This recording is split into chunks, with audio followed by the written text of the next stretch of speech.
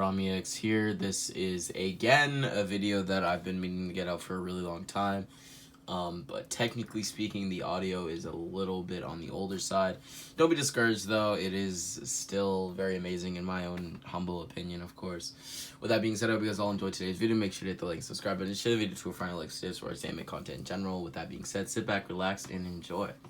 This is present 𝙎𝙈𝙃𝙃, and past 𝙎𝙈𝙃𝙃 will now be taking up the mantle of, well, this would have. Enjoy. Thank you. 𝙎𝙈𝙃𝙃 back in a video. Please all enjoy today's video. Make sure to hit that like and subscribe button, as it would be greatly appreciated by me, and I would just love it. With that being said, I do have a second channel, which if you like the content on here, and if you're a Naruto fan, then you would probably like the content on there, as well as the fact that if you're a One Piece or even Dragon Ball fan, you would probably like the content over there as well, as I do cover those animes in addition to Naruto. Also do other what-ifs, so to speak. And with that being said, yeah, make sure to share the video with your friend, like so this, just name it content in general. And we can now get into the video. Now, for basis of this what-if, we will explain Izanagi, but in another part. First, I want to lay out the groundwork, and soon you'll start to understand, or maybe at least get a brief understanding of the Izanagi, but eventually I'll actually explain it. Now, with that being said, how we'll explain it, I cannot disclose at this moment, but we will start the what-if. Naruto Uzumaki, a boy without parents in this timeline, orphaned at a young age. His mother being Kushina Uzumaki, a jonin of the Leaf Village, and then Nine Tails' former Jinchuriki, with Naruto being the current. Which then leads into his father, the fourth Hokage, who sacrificed his life to save Naruto. Or you could also say the village, as he was kind of putting the Nine Tails within Naruto to save the village, but at the same time, if Naruto is attacked by neighboring villages, that would technically be something that Minato's preventing by putting the Nine Tails within Naruto. For example, what I'm trying to say is that Minato is dead, and Kushina is dead, which you most likely know. With that being said, Naruto would grow up in the Leaf Village, as he would be bullied, hated, and spit on, stoned. Nobody liked him, nobody played with him, and nobody cared for him except for a select few, most of which he didn't know, like people like Hinata, and later on people like Iruka, who he later learned to trust, love, and they soon had a father-son relationship, as we do actually see Naruto have, I guess you could say, Iruka be his father figure at his wedding, which is interesting, so to speak, for a lack of a better word. Now, with that being said, Naruto did have people supporting him, like Hiruzen, who paid for all of his bills, basically, in his apartment, but besides that, he was pretty lonely. Now, how do we get Naruto to have the Izanagi, as it is a Sharingan-based technique? Well, in my mind, this is actually pretty simple, but we must first put Naruto in a library. And how is that going to happen?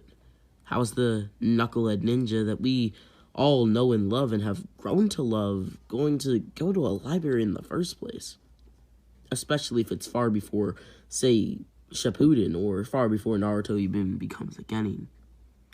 Well, this is how. Naruto would encounter a bully who had just recently stopped at the library and learned a new jutsu. The bully would smirk. "I've been dying to try this out on you. Years ago, when you were born, my father died.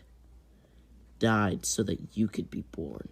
Of course, this wasn't actually the case, but this is what the boy thought, who was about to attack Naruto, due to the fact that when Naruto was born, his father had died, and he kind of just blamed the Nine Tails on Naruto, like most of the villagers did. This boy would then rush towards Naruto, grabbing a kunai that he had picked up from a local store around the corner from where he was, as Naruto would be defenseless, unable to do anything. At this moment, the Nine-Tails was sleeping, not caring for Naruto. He had no interest in a boy who was, well, not even above the age of 6. With that being said, Naruto would stand no chance in this fight. He would try to punch back, trying to even kick and flail his arms relentlessly, but there was nothing he could do. He was too weak, he was outmatched, and the boy he was fighting was honestly just too skilled for him at the moment. He was also out-weaponed, if you want to call that a thing, as he had no weapons and the boy did. With that being said, the boy would then use the jutsu he was working on, the wind-style air bullet. This would send Naruto flying into a nearby tree, knocking him out. But before he fully passed out, before he blacked out, you could say even, the boy who was attacking him, which we will label as the bully, would speak. The bully would then say that he learned this all from the library, and that kids who don't go to the library are weak like Naruto. He learned that at a young age, and now he's been able to prove it. Naruto would hear this, as he would black out, or pass out, for lack of a better term. Naruto would wake up near the same tree as he would walk home. He would then pour himself some milk, remarking to himself that he once heard that milk is great for the bones and helps you grow even. Little did Naruto know that this milk was actually rotten, spoiled even, as he would immediately have to go to the bathroom, spending quite some time in it. Naruto would then come to the realization that he was out of toilet paper, as he would save up enough money to go grab some. He would also grab some ramen with a coupon he had, as he and Tucci, the ramen guy, if you want to call him that, would have a chat. Naruto would ask Tucci something, as Tucci would be intrigued by Naruto asking this. Naruto, the, usually rambunctious little kid he knew, why was he asking this? As Naruto had asked, do kids who go to the library, do they get special powers? Now, special power or special powers is the thing that Naruto had thought this bully who beat him up had used, as he didn't actually know what a jutsu was at this point in time.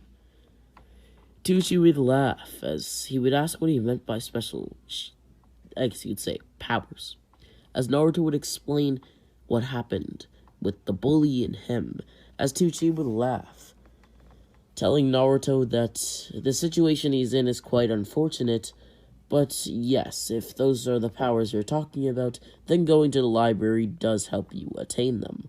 But if he knows anything from his godly endeavors, of course this is just a joke, then what he means is jutsu. He would then explain what jutsu is to Naruto, as Naruto would be intrigued, deciding to seek it out.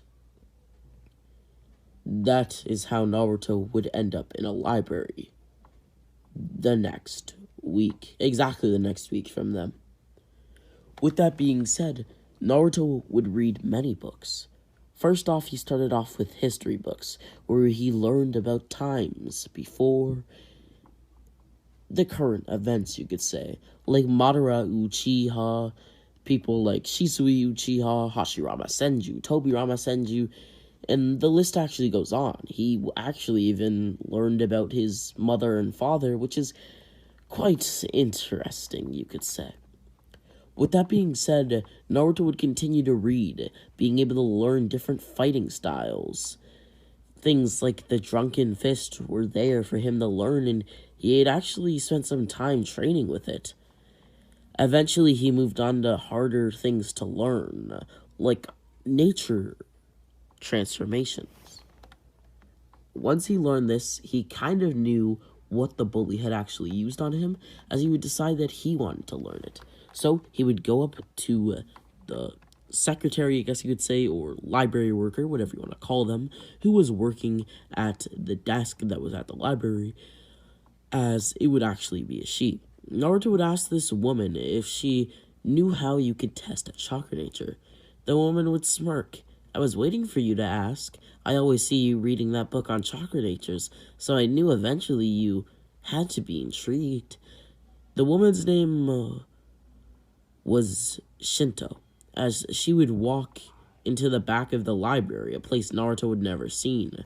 Around were books, weapons, and even some sort of artifacts that Naruto had never seen before. Naruto would then watch as she pulled out a small piece of paper. As Naruto would scratch the back of his head, "What is this gonna do for me?" Naruto would ask, as Shinto would smile. "What is this gonna do for you? Well, grab it and tell me what happens." Now, the process of Naruto, doing the thing that allows you to see his chakra nature would happen and would unfold as we would realize that Naruto has not one, but in this timeline, 3 chakra natures. Now you may be asking, how is this possible? Well, easy. This is a different timeline, but also because his parents had one or both of these chakra natures. Now, the first one is wind style. I think that's pretty self-explanatory. This is Naruto who we're talking about. But the second would be fire style, and the third, lightning style. Now, the woman would laugh as she wondered who Naruto was. What lineage did he have? 3 chakra natures is quite rare, especially in such a small boy, who, well, at least to her, did not heir from any clan, at least on the outside. Unless you were to compare Naruto to, say, the Yamanakas, and even then, most of the Yamanakas have a different shade of blonde. We see, with the same shade of blonde as Naruto, but it's kind of different. And we see, Ino's father, Jin, have a much different shade of blonde. Now, with that being said, I don't want to touch upon that too much, but Naruto would start to learn a lot. After this day, he would train, but he ran into a stump, or a roadblock, you could even say. His chakra control was off, whack, doo-doo, trash, whatever you want to call it for the word, right? It was complete garbage. He could not control his chakra.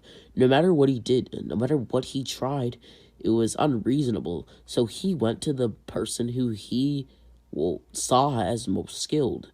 Not to Shinto, who he had only met a few days ago, but instead to Hiruzen Sarutobi, the 3rd Hokage of the Hidden Leaf Village, Konohagakure. So, as he went to him, he thought, would Hiruzen help him? Did he care for Naruto wanting to learn? And this really wasn't something Naruto would press on too much, as he would ask the question to the 3rd Hokage, who would gladly accept to teach Naruto some ways to learn chakra control. As if you didn't get the memo, Naruto was asking on some ways to learn chakra control, or to help him learn it, you could even say. With that being said, Hiruzen would help him like I explained. Basically, Hiruzen would give Naruto 3 things to work on. The first were 2 wires.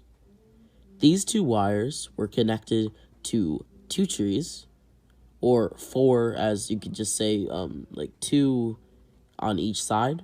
Basically, for example, one wire goes from one tree to another, and another wire goes from one tree to another.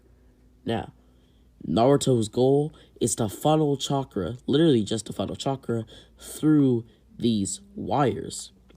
The next thing was something that he had actually, I guess you could say, learned entirely on his own, but it was the ability to push chakra through chakra blades.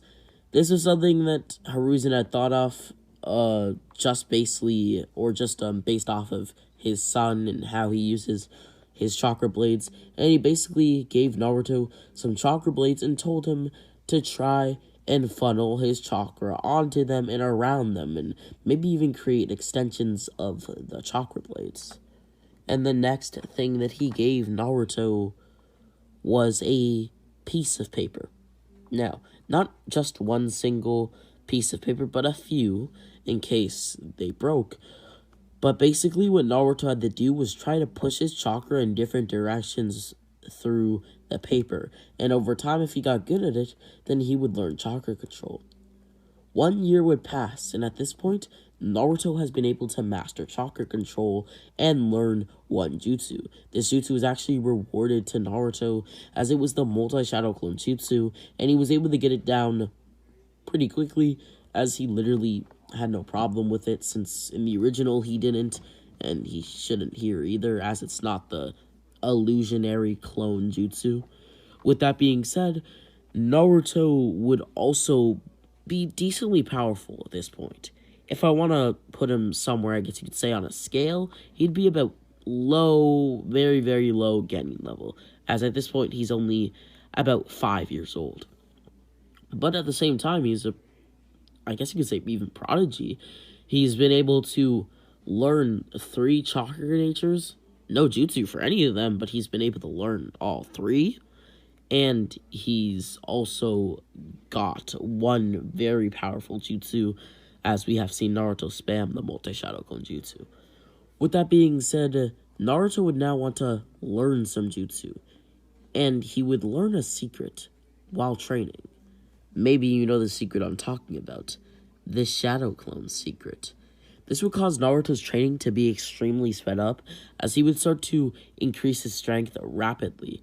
Naruto would do things with his clones, since he found this new trick, as he would basically create 10 clones that would study in the library, continuously learning new tricks, new things, new jutsu, new things about the ninja history, new things about literally everything.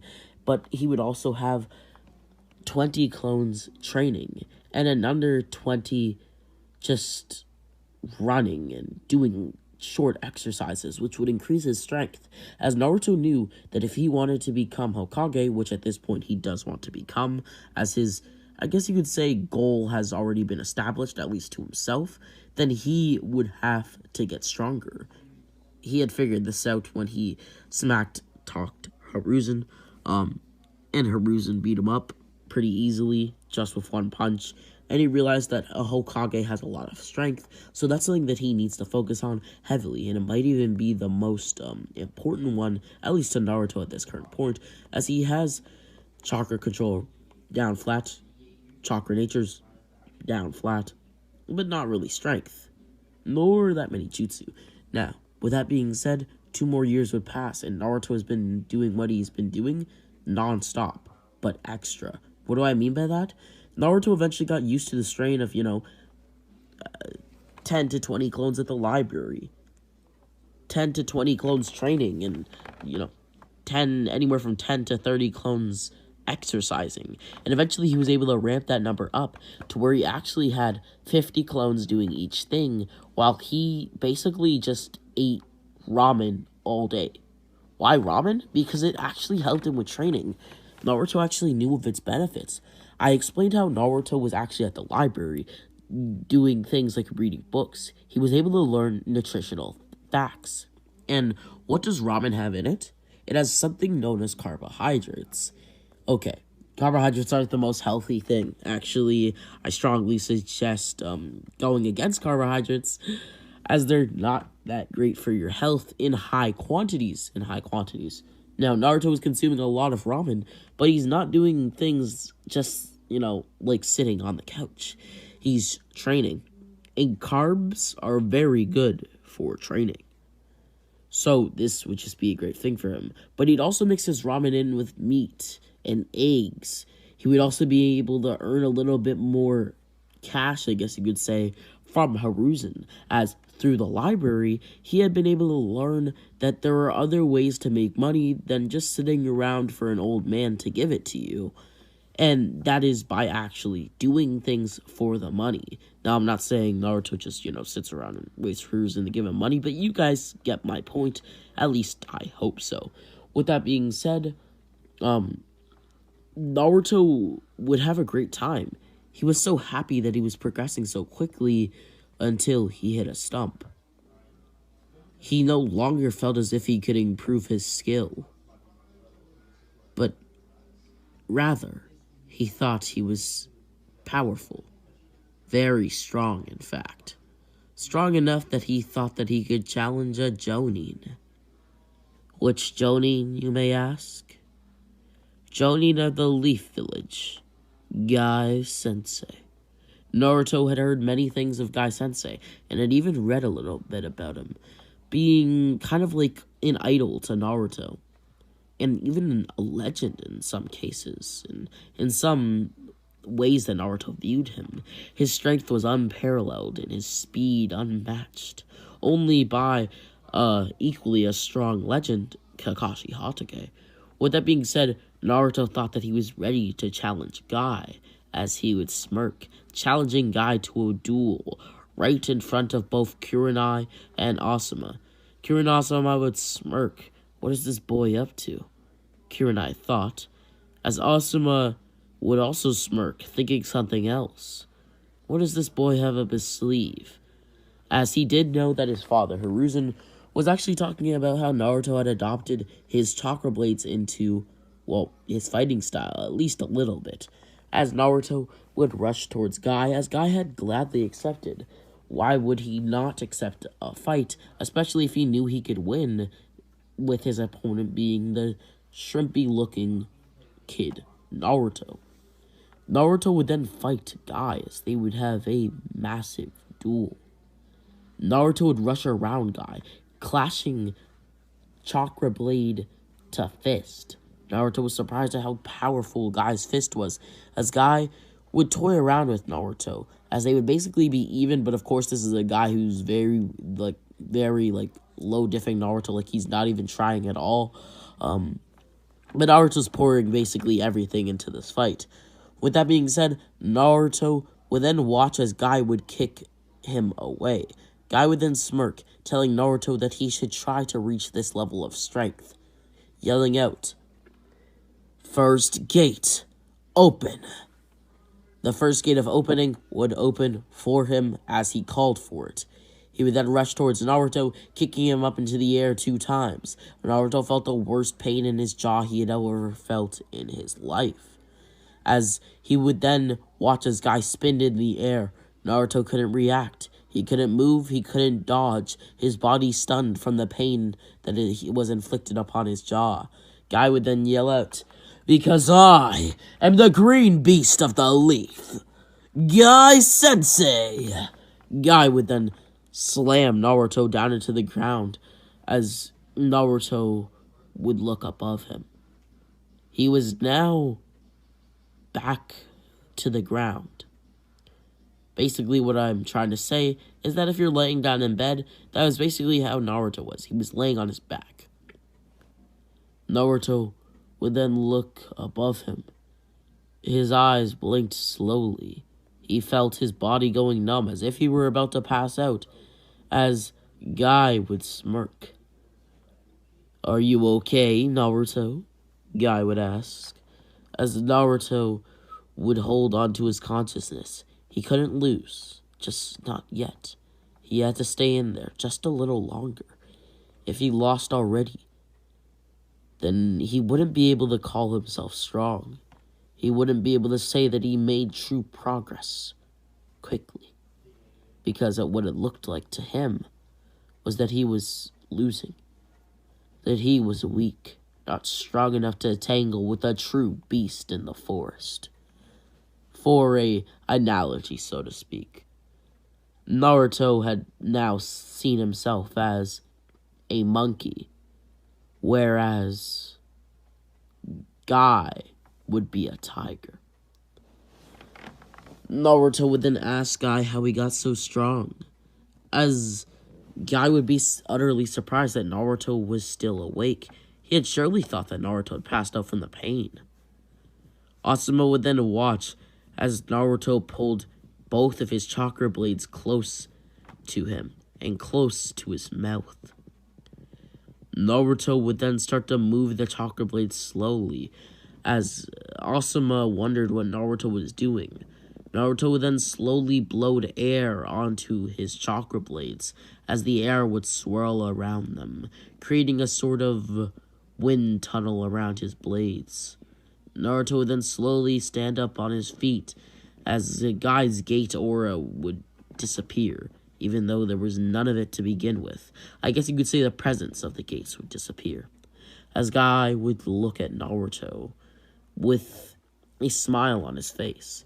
He was proud that Naruto was so strong-willed, and knew that Naruto would be the backbone of the next generation someday, as he would ask Naruto, or I guess you could say even tell Naruto, that he can get a hit on him. Just one hit. Naruto would fall on his knees. He felt so weak, but he knew that he had to take this opportunity. Naruto would then pour all of his power into this technique, as his chakra blades would grow in size. Asuma was surprised at how big they were. They were even bigger than anything he had ever made at the current time. He would then rush towards Guy, as Guy would start to get a little bit afraid, but wouldn't break his promise. Naruto would slam his chakra blades into Guy, as Guy's eyes would roll into the back of his head. This would cause Guy to go flying into a tree, spinning in the air and slamming into it. This would then cause Guy to pass out, leaving Naruto to a win, so to speak. Naruto's chakra blades would then fall off of his hands. He felt weak and could no longer fight. He would then grit his teeth, falling on his knees as he would punch the ground below him. "No, I didn't win," he would start to cry.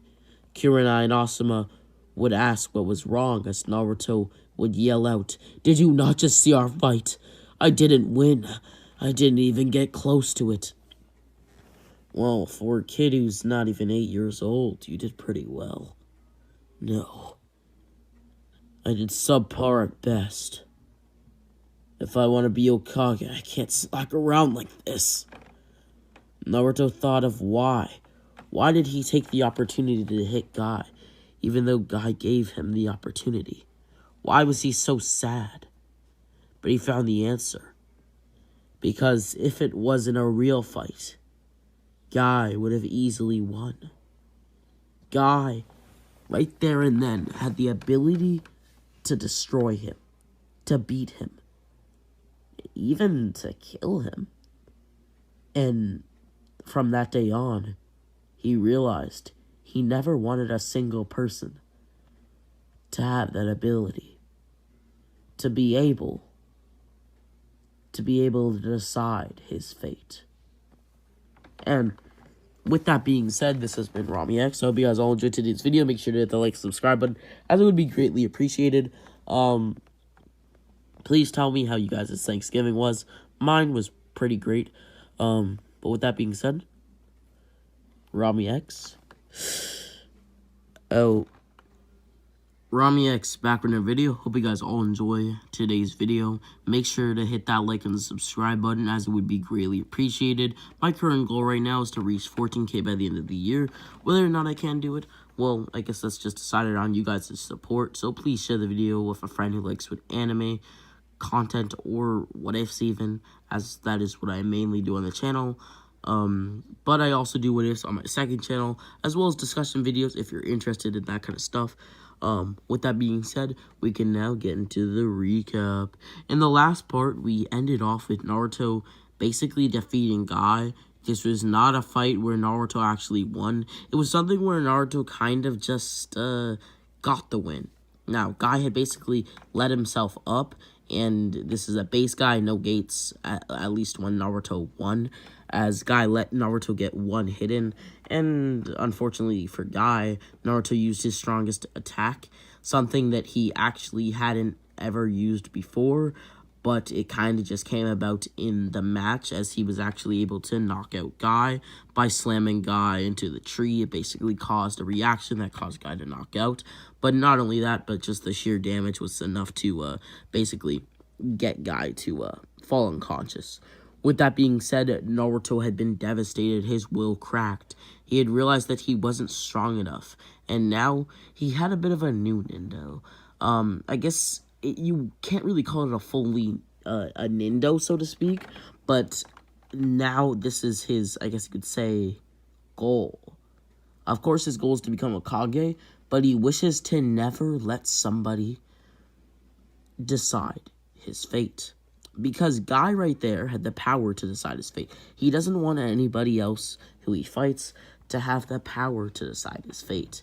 He wants to decide his fate on his own. Now, with that being said, Naruto is now 8 years old. He is in the academy and is doing quite well, actually, as his chakra control is better than anybody in the class, and his smarts are above every other kid in the class. Even his IQ is better than Shikamaru, who in the main canon is a top dog in the Naruto universe. With that being said, Naruto, like I have been explaining, is no slouch.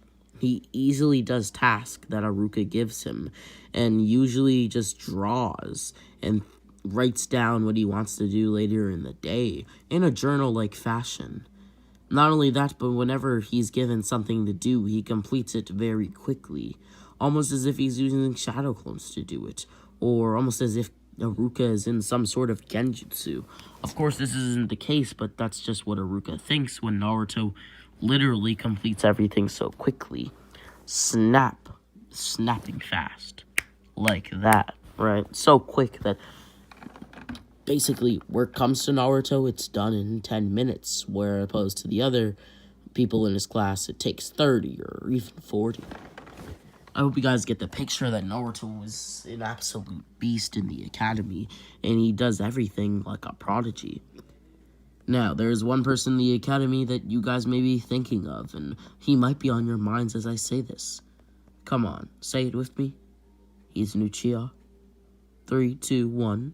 Sasuke Uchiha. Now, what about Sasuke? Well, pretty simple. He hates Naruto. Why does he hate Naruto?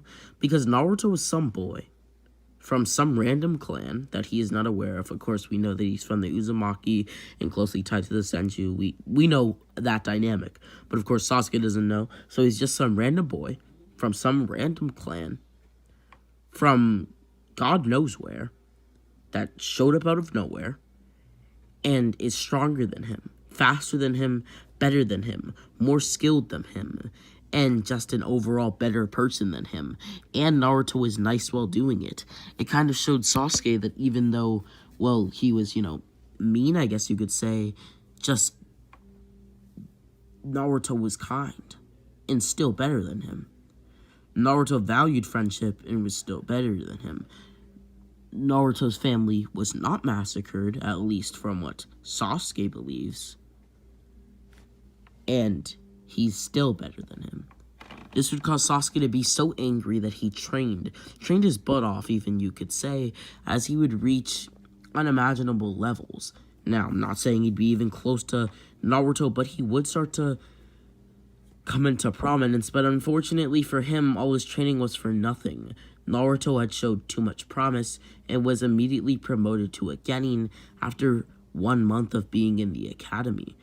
This would break Naruto, I guess you could say, this would break Naruto's rival, or future rival even, you could say, will. Just like Naruto had broken when Guy, I guess, let him beat him, in a way, Sasuke's will would also be broken here. Just as he started to catch up, Naruto had leaped in front of him. For example, you're in a race with a friend. This is just an analogy, so you understand the picture greater. If you're in a race with your friend, I don't know, Jimmy, and you and Jimmy are, tied in speed, literally right beside each other, then Jimmy unleashes this speed you never knew he had and just kind of, gets super far in front of you. And it kind of is just like, yo, what? It's just like a bra moment, if you will. And you're kind of just left there like, huh? What just happened? What the heck? You get my point? That's how Sasuke feels right now. With that being said, Naruto would basically just brush it off. He didn't care about how Sasuke felt, even though he clearly saw how he felt. Sasuke was grit his teeth when Naruto got something right, and Sasuke grit his teeth while Naruto was congratulated by the class for becoming a genin. Naruto would then leave the class, grabbing everything he had from the class and leaving, as he would be stopped at the door. Sasuke Uchiha stood in his way, a kunai in hand, and a dark look in his eyes. Naruto would scratch the back of his head. "Are you planning on using that kunai against me?" Naruto would ask. "Or are you playing ninja with, I don't know, Chojin Shikamaru?" "No. You know I don't play ninja, Naruto."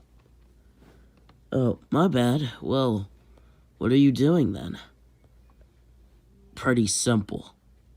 I'm gonna fight you." Whoa. Hold it there. Cowboy. I'm not a cowboy. Stop playing games with me. Sasuke would then go to attack Naruto, as Naruto would quickly dodge. Naruto would then reach into his jacket, as he would pull out 2 kunai. Naruto would then ask if Sasuke now had the balls to fight. Sasuke was puzzled by what Naruto meant. Do I have the balls to fight? What does this kid mean? Sasuke thought to himself. Naruto would then speak. "I've read many books. It's kind of developed my personality." And this is where I'm going to trail off a little from the story and explain this. Maybe you don't understand, maybe you do, but this is an 8-year-old Naruto, and maybe you're wondering, why is he so proficient with words? Why is he talking so much different? Well, pretty simple. He's read a lot more books. He's I guess you could say pretty nerdy dude in a way, just a little bit. He's done many things that just shaped his whole entire views. He's much more mature. His body is much more stronger. He's much taller. He weighs a lot more. Well, not a lot more, but you know what I mean. Like, he has more muscle, so of course he weighs a little bit more. And just stuff like that. So he's just a much more different person, and his ideologies are different. What he knows is different. He's much smarter, picks up on things more, things like that. Now, with that being said, Naruto would then tell Sasuke that now that he's picked up his kunai, now that he's attacked him with it, is he willing to go the extra mile? Is he willing to kill Naruto? Naruto would then stand in front of Sasuke, telling Sasuke that he'll let him get 1 hit, reminiscent of when Guy let Naruto get 1 hit. But Naruto was no fool. If he let his guard down, just like Guy had to him, then he could be knocked out, made a fool in front of the class. That could give the class the wrong idea, like this boy was ready to become a genin. Naruto knew he was ready to become a genin. He spent years training for it, at least 4. Naruto would then watch as Sasuke rushed towards him, kunai in hand. Naruto would then stab right into Naruto, as Naruto would laugh. "Is this the best you can do? Stabbing into me won't get you anywhere." Sasuke's kunai was still in Naruto's body as he would grab it. "Uchiha Sasuke, or Sasuke Uchiha, whichever order you would like me to call you. Why did you do this? My skill far surpasses you, though I must say you were getting somewhat close to Iruka's level." Iruka, hearing this, would raise an eyebrow when Naruto said, as he hadn't really been paying attention to what they were doing. Immediately realizing that a fight was ensuing, he would break it up, as Naruto would smirk. Naruto would then try to not be as cocky, as he would try to basically word something out with his mouth, telling Sasuke to train hard enough to beat him, as he knows that he can do it. This would only crush Sasuke even further, almost as if his, I guess you could say, lifelong rival was mocking him, telling him that he's not strong enough and should just try harder. And Sasuke wasn't about to do that. He wasn't about to just, listen to his rival. But with that being said, he would want to train. He would want to get stronger. As Naruto would leave the academy, he would say goodbye to everybody that he met there, saying that he thanks them for their presence. It was really nice having them all laugh at him, in some cases, but it was also nice to have some of them be his friends, like Choji Shikamaru and even the timid girl Hinata. Naruto would actually say this out loud, as Choji would say, "Anybody's a friend if you share chips." Shikamaru would then say that anybody's a friend if you play shogi together. and Hinata would sit there, putting her fingers together in an awkward way. Naruto would then walk out of the class, looking back at Haruka and saying that he thanks him for all the work that he gave him, even though none of it benefited him in any way, really. He was thankful that Haruka put in the time and work to give him work in the first place. Naruto would then leave as the class would go silent. Clapping for Naruto they all would, except for Sasuke, who stood there quietly. Haruka would walk over to Sasuke, asking if he was alright, as Sasuke would attempt to punch Haruka in the face. Haruka would quickly dodge, telling Sasuke to calm down. This is not the time for games. Haruka would then grab Sasuke by his hand, applying pressure to the joint that is on your hand. This is actually a form of something known as Hapkido, as he would basically then slam Sasuke into the ground, as he would basically just like flip him, showing Sasuke that he wasn't even close to Haruka's level, whereas Naruto clearly outclassed it. Now, with that being said, we now switch back to the perspective of Naruto. Naruto would just chill. He had just been promoted to a genin, and he really didn't know what to do. In the morning when he woke up, he had a letter. The letter stated that due to the fact that he graduated so early and nobody else has graduated yet from the academy or has been accommodated enough to being a genin to actually get him, I guess you could say, he had to be a one-man squad. So he would have to prove himself enough to actually go on his own C-rank mission, which would cause Naruto to spam D-rank missions. Now, we know that using jutsu is heavily looked down upon with D-rank missions, so Naruto would do this all on foot and like with his own just, raw speed, raw skill, stuff like that. But Naruto would actually be able to do it pretty easily. Like, he would be able to do these D-rank missions with like almost no effort. Like, these were things that came to him pretty easily. Like, chopping wood was something that he actually loved to do, as he was able to increase his strength a little. And even just short things like catching cats was able to increase his speed, and he actually took pride in being able to do D-rank missions. Eventually, Naruto would complete 40 D-rank missions, as Hiruzen, the Hokage of the Leaf Village, had no other choice but to actually let him on a C-rank mission. This C-rank mission would just be a casual C-rank mission where he was to survey a new village that was coming up. Now, a mission like this had potential for actually becoming a B-rank mission. That's why Hiruzen sent Naruto with another Chunin, who was much below Naruto's level, but actually still was able to, I guess you could say, fight Naruto. Like, if they were to fight, Naruto would win, but, like, this Chunin would be able to keep up. With that being said, they are on like relatively the same speed, so like this is a good person who's with Naruto, as they would basically survey their village and nothing was really too suspicious except for how their ninja system acted. Basically, they had something where it was kind of like a Jonin is not actually a Jonin, and instead somebody who's as strong as a Jonin is, rather than a Jonin, a Chunin, and somebody who's as strong as a Chunin is, rather than a Chunin, a Genin, so on and so forth, where a Genin would actually be like an academy student, which is very interesting, and Naruto remembered to note down. He also realized that there was small amounts of powdered bags littered around the village, and whenever somebody would open one of them, rain would start to fall, which is quite interesting to Naruto. Not only that, but he heard rumors that when opening these bags and when rain falls afterwards, sometimes it can bring a bad omen or like bad luck and stuff like that. But besides that, Naruto would basically understand that the village was just like any other village that was coming up.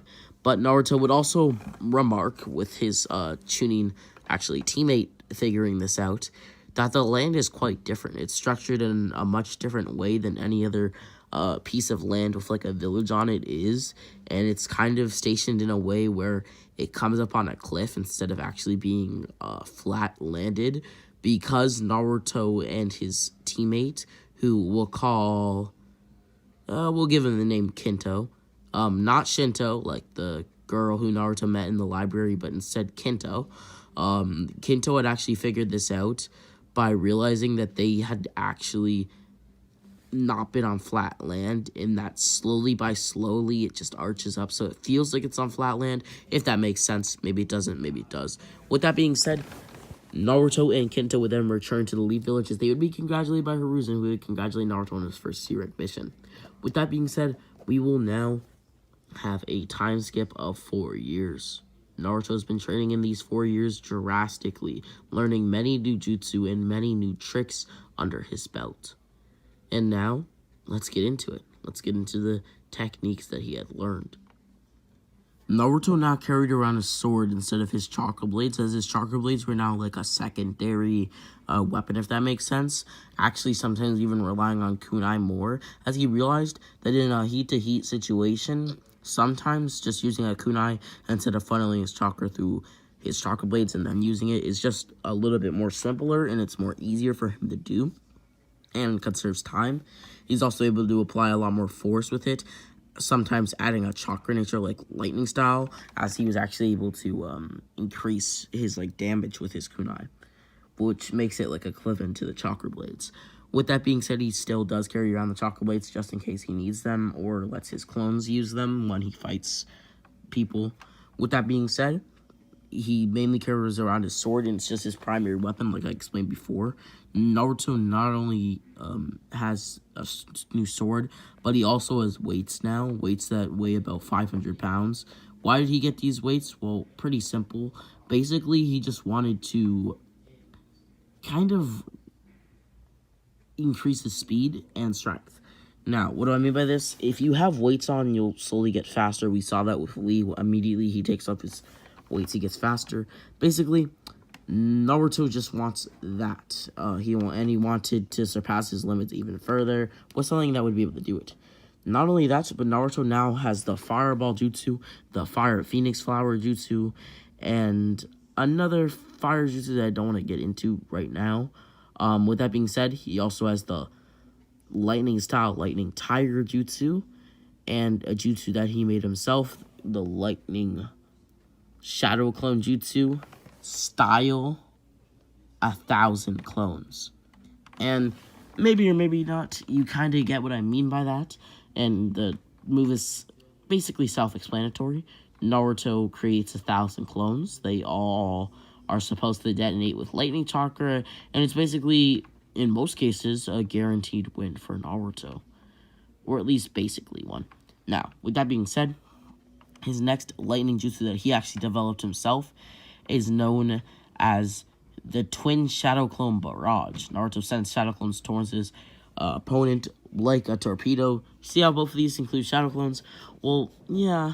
But with that being said, Naruto also has the ability to put lightning style on his blades and weapons, so it kind of works itself out. With that being said, his next chakra nature, wind style, is interesting because it kind of foreshadows, or I kind of tried to foreshadow that he would learn this jutsu in the future. I like foreshadowing sometimes, and due to the fact, maybe you caught it, maybe you didn't, but the bully who Naruto is fighting actually used the wind style air bullet, which Naruto now has, on Naruto to beat him, and Naruto now has that jutsu. Maybe you caught that, maybe you didn't. But in the first part, that is. But with that being said, not only that, but Naruto has also increased his taijutsu, getting much better at it, and he's much faster, much stronger, has a better understanding of the world itself and what he really wants to accomplish, and he's liberated many villages. He has also made a name for himself as Naruto the Invincible and Naruto the Cunning One. People call him this because in an incident that took place a few years ago, like 3, where Naruto was about, at this point, 9 years old, only being a genin for 1 year. He had went to a mountain where there was supposed to be a lot of bounties, or not bounties, my bad, bandits. Right now I'm recording this very late in my mind. My apologies. With that being said, there's supposed to be a lot of bandits there, and he did find the bandits, but there was also somebody else, and Naruto also saw a village here. Naruto basically defeated all the bandits and liberated the village, but then when he had to, I guess you could say, turn on the village, the villagers all labeled him as Naruto the Cunning One. But it's interesting because they didn't hate Naruto because Naruto saved them, but basically because of what the Leaf Village needed and because they found out some news that the village actually was keeping Leaf secrets and was allied with a village that the Leaf was against. Naruto wasn't actually sure if that village was like the Cloud Village or the Stone Village or yada yada yada, you get my point. But he did know that they were allied with a village that the Leaf Village was against and that they had secrets on the Leaf Village. Naruto was forced to actually burn the village to the ground. But the people there still respected Naruto for saving them, but also called him Naruto the Cunning One, giving him that name. In some places of the world, he's also known as Naruto the Great Swordsman and Naruto the Genin. Now, Naruto at this point has actually been making pretty big strides in the world. If you didn't understand just what I've been talking about and you didn't hear me, he's basically just been making strides in the world. Now, with that being said, Naruto would continue to increase his name, but something did happen that changed him forever while he was, I guess you could say, a Genin, or while the time skip, in between the time skip of 4 years. Now, what happened exactly? Well, pretty simple. Something happened with he and Orochimaru, which resulted in Naruto getting the Izanagi and many Sharingan, as well as the ability to clone the same Sharingan. Now, I don't want to get too heavy into this, as I don't really want to spoil the next part, so this is just where I'm gonna friendly leave it off. But basically, where we're actually gonna leave it off is Naruto is now well, I guess you could say 12 years old, and he's actually still going to be put on Team 7. For what reason, you may be asking, as he doesn't have the worst grades, he actually has the best? Well, pretty simple. Because Naruto progressed so early, they didn't really actually count him as being this person who excelled so quick, excelled in the academy and was number 1. They just counted him as a student, causing him to actually have some of the worst grades. Because this is basically what I'm trying to say. Even though he did so well, it was only a month. How many grades do you get a month in the academy? We don't actually know, but for this timeline, we're going to say you get a report card each month. Now, with that being said, Naruto only got 1 report card. And even though it showed a ton of A's for everything, it didn't matter if all the other kids, for example, if one kid gets a B for everything in every report card, and then Naruto gets an A for everything in 1 report card, the kid who gets B's in every report card and had all of his report cards is going to do better than Naruto, who only got 1 of his. Which means that Naruto would still be the worst academy student, I guess you could say, or worst ranking, even though he was not even arguably, he was definitely the strongest there. Now, with that being said, Naruto would be put on the same team with Sasuke and would actually still have Sakura as his, I guess you could say, teammate. I don't want to switch that dynamic up, as I do think that in the story it's going to bring up a little bit, it's going to have a little bit of a big importance here. But with that being said, we are basically going to end it off with the bell test being explained, introductions happening, and the bell test starting, with Naruto rushing towards Kakashi. Hope you guys all enjoyed today's video.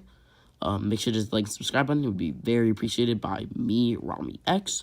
Check out my second channel down below. Subscribers that want to hit 14,000 subscribers by the end of the year.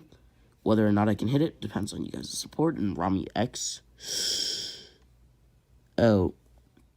𝘾𝙗𝑥 back with that video. Hope you guys all enjoyed today's video. Make sure to hit that like and subscribe button, as it would be greatly appreciated. Especially as I want to hit 14,000 subscribers by the end of the year, and that really just depends on you guys' support and whether or not you share the video to a friend, so just understand the content in general. Of course, you don't have to, but it would be really appreciated. Also, check out my second channel down below, where I also post other what-ifs, as well as other discussion videos. This isn't really a discussion video, but you get my point. Explaining characters and things of the sort, even the very Izanagi video or idea that this is about. Now, with that being said, this is the part where we're actually going to explain the Izanagi, I guess you could say, and how Naruto obtained it, and we're going to actually see Naruto use it. Now, with that being said, let us get into the video. Naruto would rush towards Kakashi as the bell test had just began, and it wouldn't be too hard for Naruto to pull off the win. Now, how is he going to do this? By immediately blitzing Kakashi. He basically just blitzed Kakashi and grabbed the bells, but that did not secure them the win. It actually caused them to fail, and it then caused Naruto to be put on the stump because he did not use any teamwork. And yeah, the events of the canon would roll out as they would actually be crowned as winning, I guess you could say, as Sasuke didn't go to feed Naruto, but Sakura actually did because Sasuke's like vendetta towards Naruto. But eventually Sasuke would warm up as he saw Sakura do it, so it was like, whatever. Fine, I'll give you some food. One of those types of situations, if you know what I'm saying. With that being said, we would then see Team 7 do a little bit of teamwork missions, which would help Sakura and Sasuke get a little bit more experience. It would basically just do nothing for Naruto. He had been on plenty of teamwork missions. It's basically all he did in his spare time, as well as training, of course, and learning new jutsu, creating new jutsu, things of the sort. But with that being said, they would get their first searing mission to the Land of Waves. Naruto knew what to expect on these missions, so he was pretty chilled back, but was also surprised when the Demon Brothers appeared. He would quickly deal with them before Kakashi could even fake his death, as Kakashi would be pretty surprised at Naruto's speed, which was the thing that he had most, I guess you could say, been pleased with about Naruto. He was most surprised about Naruto's speed, but was also kind of happy, and also made him kind of remember Minato, as their speed was almost comparable. Not even close. Not even close. Like, Minato is much faster, but you get my point. If you see somebody who's fast and then see another person who's fast, you can kind of point out parallels between them. They're both fast. And that's basically what Kakashi was doing. He saw a parallel between Minato and Naruto, which is also interesting because they're father and son. But with that being said, and Kakashi does know that, of course. Now, with that being said, they would eventually arrive at the actual Land of Waves as the events of the canon would unfold, but this time it's different. Zabuza and Haku, in their first encounter with Team 7, would go about the same. As Naruto doesn't want to just, I guess you could say, go all out on a rabbit, and instead wants to test the waters. And he also wants to see what his team is capable of. He knew that Sasuke had been training, so he wanted to see what he had actually been working on, some strength he had acquired and things of the sort. Maybe if his Konosuke teammate Sakura was actually useful, and if she actually had power, things like that, so to speak. Because Naruto actually had a plan to give his teammates more power through curse marks. This now leads into the next idea of this, I guess you could say, what if, or next plot point. The second time that they would meet would be very different. Zabuza and Haku were now accompanied by 5 different ninja. These ninja are as follows: Jirobo, Kitamaro, Ukon, and Sakon, and Kimamaro. The sound 5. Naruto knew these faces quite well. Only 2 years ago, he had been with them. Now, let me explain. This is the first point where we will get some actual backstory on the Izanagi and how Naruto actually can use it, and we'll see Naruto use it for the first time in this part. Now, with that being said, Naruto would be on a mission, a B-rank mission, in fact, where he would have to liberate a village. This was something he did multiple times, which increased relations between the Leaf and the village that he, well, cough, cough, decided to liberate. Now, with that being said, it kind of just made them indebted to the Leaf Village. They kind of just felt like they, had to be friendly with them. With that being said, they also just kind of wanted to, and that helped relations. Now, Naruto liberated the village, but there was a man there, Orochimaru. Naruto at this point just wanted a lot of power. That was literally all he wanted, and was to climb to the top. Of course, now that he thought about it, that was a stupid decision for him to make, because he then allied with the great ninja Orochimaru. Now, while he was with Orochimaru, many experiments were conducted on his body, but he also found out the truth about his clan, how they were destroyed by all of the other great nations. This made Naruto have a great hate for the other great nations, but eventually he was able to overcome it. Though in the back of his mind, whenever he sees a ninja who isn't, well, a ninja from the Leaf Village, his mind trails off. What if their father's father, or what if their grandparents, or whatever, were the people who, destroyed the village that the Uzumaki clan resided within? What if this? What if that? Interesting, because this is a what if. With that being said, Naruto also knew that he cannot hate people for the actions of their fathers or other people, so to speak. He can't just harbor a grudge like that, because it's not right. It's just not, I guess you could say, the right thing to do. So he didn't really care about it too much. But with that being said, he also figured out that he wasn't the last of his line, with Kari and Uzumaki being a real thing. And with that being said, he was actually getting close to unlocking his Uzumaki sealing chains before he left Orochimaru, and I'll explain why. Quickly on, with Naruto being with Orochimaru strictly for power, his goal was basically to get some power and dip.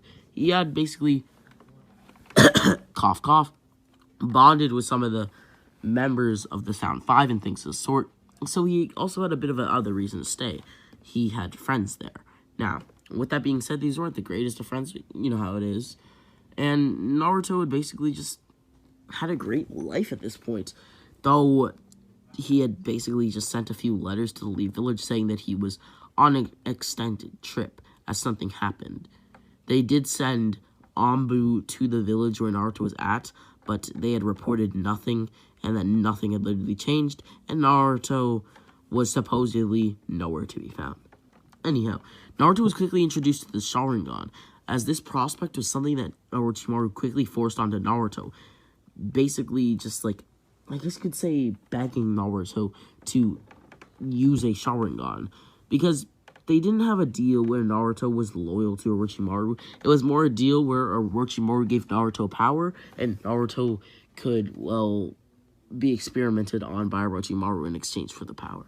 Now, with that being said, Orochimaru's underlying goal was to actually take Naruto's body, as we, or you may have suspected, but with that being said, we would see Naruto here actually grab some of the Sharingan.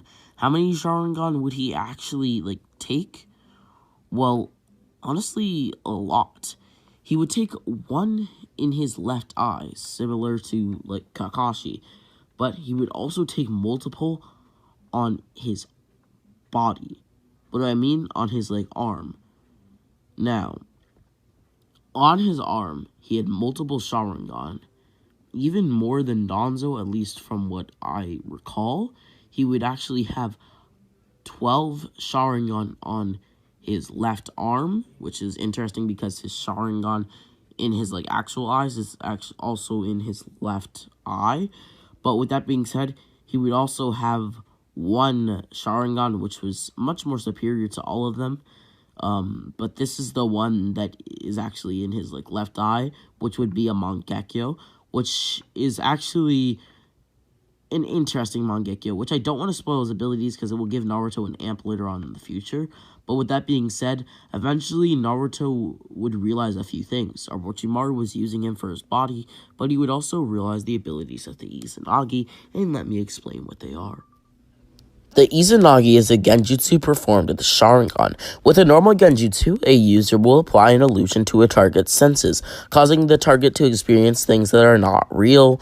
With Izanagi, or the Izanagi, the user applies an illusion to reality itself, giving the user control over what is and is not real, for as long as the Izanagi is basically just active. Users typically do not, well, I guess you could say, users typically do this in order to protect themselves, negating any injuries. They usually use Izanagi to protect themselves. For example, when Danzo is stabbed by Sasuke Susanoo sword, I guess you could say, he was able to negate all injuries, even though he had technically died. With that being said, Izanagi is based on the creation of all things technique, used by the Sage of Six Paths himself to turn imagination into reality. The process is explained to use spiritual energy, which forms the basis of yin release, to create shape and form from nothingness. Now, with that being said, through the application of physical energy, which forms the basis of yang release that shape his life breathed into it. Members of the Uchiha clan, as descendants of the sage of six paths, perform Izanagi with their Sharingan. In exchange for the brief control over reality that Izanagi grants them, the Sharingan they perform it with becomes blind. Only awakening the Rinnegan restores the eye's vision, because the Uchiha prize their Sharingan to lose it. Now, with that being said, in this way, it prompted the Uchiha clan to label it as Kinjutsu, because Uchiha only possess half of the Sage's chakra. They can only keep Izanagi active for a few seconds. To maximize Izanagi's duration, it is necessary to recreate the Sage's chakra by also having genetic material of the Sage's other descendants. The Senju Danzo Shimura receives both Uchiha and Senju implants, allowing him to use Izanagi for 1 minute, which is a much greater duration than many other Uchiha. As this is still not very long, he has 10 other Sharingan that also grant him the ability of Izanagi, which is quite interesting as he has 10. That's why I brought up the fact that Naruto is more than him, that being 12 on his arm and 1 in his eye. Now, with that also being said, we do know that Danzo actually is able to just, use all of these in tandem, so it doesn't really matter how quickly he uses the Izanagis. And since he is not an Uchiha, each use of Izanagi causes Danzo's chakra to drop significantly. For Naruto, this is not really too much of a problem because he is an Uzumaki, but it still is a lot of chakra. Think about it. Danzo's just Shimura, which we do not know much about. Actually, we know very little about them, but Danzo does have Senju chakra, which would mean not just he wasn't born with it, but he has the Senju, I guess you could say implants, which gives him a higher chakra level, and his chakra even drops drastically. Now, with that being said, as with other Sharingan-based techniques, Izanagi can be programmed to activate under certain conditions. The great Madara Uchiha, at least he's pretty great in my opinion, did so to undo his death after he'd been, I guess you could say, entombed, restoring him to life without anyone actually knowing, which is just broken. Now, with that being said, that's about it for the Izanami, or as far as the Izanami goes, that's about it. So I hope you guys understand now what the Izanami is all about, and we can now fully return back to our current, I guess you could say, story. Now, Naruto would basically leave Orochimaru's place because he realized what Orochimaru actually had planned for him. But when he left, he did take all his Sharingan with him, and took a few others, as well as this special material and a test tube, which allowed him to reclone these Sharingan. This will be important later on. With that being said, eventually, Naruto would flee Orochimaru, gathering much needed intel for the Leaf Village, as he would basically disclose it, saying nothing about his Izanagi, though, and his Sharingan, as Hiruzen would basically ask him what had happened to his left eye, as Naruto would just say that Orochimaru had took it out, thinking that he could obtain the Nine-Tails chakra with it. With that being said, Hiruzen would just, believe him. Why wouldn't he believe Naruto? He and Naruto are pretty close at this point, so, yeah, if you want to take that into account, then you can. But basically, after that, Naruto would train to now defeat Orochimaru and to erase his existence, as he realized actually how cruel Orochimaru was, seeing many of his test subjects and many things. When he actually left the hideout, he basically destroyed all the test tubes that were carrying people and let all the prisoners and things of that sort out. He also liberated all of the hideouts he came across on his way, basically just destroying many of Orochimaru's territories and invoking war on him, you could even say. Even though Orochimaru is more of a one-man army type deal, he doesn't really have that many subordinates. But with that being said, he does have strong subordinates. Now, back to the current story. The Sound Five were now all there, and Naruto didn't really know what to do. He was surprised at how many there were, as immediately 2 bullets would fly towards Naruto. He would quickly dodge, but unlucky for his squad, all of them would be hit with 2 bullets each. These bullets would quickly knock them out. It had seemed that there was some sort of sleeping-like powder within them. And who had been firing it? Or the bullets, you could say? Kabuto Yakushi. Naruto would quickly rush towards Kabuto. As he stared into Kabuto's eyes, Naruto would then open his Sharingan in his left eye as he would smirk. You are now under my genjutsu. Follow my command. Naruto and Kabuto would then walk out of the forest-like area that they were in, as the Sound 5 would be surprised that he had, defeated Kabuto so quickly and got him to surrender like that. Kabuto would then ask Naruto if he could go, over to the Sound 5, as Naruto would say, yeah. Little did Kabuto know, but he was actually under the influence of a genjutsu. Not the Izanagi, but just a genjutsu that Naruto had with his Mangekyo. Now, with that being said, it was kind of like a mini version of Koto Natsukami, which I have talked about on my second channel, which you should definitely check out, where he basically gets the ability to kind of just control Kabuto without him actually knowing, as Kabuto would basically just start attacking the Sound 5, and he would get a decent blow on both Yuya and Kitamaro, or not Kitamaro, not Kimamaru, Kitamaru. I'm so sorry that their names are so, close, closely, I guess you could say, named. They both have, very, very similar names. I'm so sorry for that. If you confuse them, my bad. If I confuse them, also my bad. Now, with that being said, she had been able to do damage to both Kitamaru, the big spider dude, you know what I'm talking about, and to Yuya, the girl who, uses the flute, you know who I'm talking about, as Naruto would be thankful that he had been able to do that. At that point, Kabuto had actually been able to break himself out of the genjutsu, but had realized what he had done, now in a shocked state on the floor. These were people who he'd been with for a very long time, and he didn't know how he would answer, I guess you could say, in his opinion, Lord Orochimaru. With that being said, Naruto would then ask what he had done to his teammates. What type of, I guess you could say, poison or whatever it was it? As Kabuto would explain, that was just normal sleeping powder. He said this very slowly as he was still quite in shock about what he had done, and everything was still just, becoming, I guess you could say, a true reality, so to speak. With that being said, Naruto would rush towards the other Sound 5 members. There was now 3 Sound 5 members, and at least that were standing and were actually able to fight, and Zabuza and Haku. Naruto would then create 1,000 shadow clones. He would use his signature lightning style jutsu with his shadow clones, causing them all to basically detonate and electrify the Sound 5 members, plus Zabuza and Haku. Zabuza would be perfectly fine after this, as well as Kimamaru, or Kimamaro, my bad. But the rest of them would all be out for the count, literally out for the count, on the floor, almost dead. Haku had been able to tank most of the damage, but the last brunt of a few of the shadow clones was able to hit him, and he had actually just sacrificed himself for all the damage that was about to hit Zabuza. Kitamaru had been able to block with his bones being dense enough and strong enough to actually just defend him against the electricity, and that was about it. With that being said, Kimamaru and Zabuza would then walk towards Naruto, both with interesting looks on their face. Kimamaru had a look of disgust. Zabuza had a look of, well, I guess you could say happiness. He was happy to see Naruto.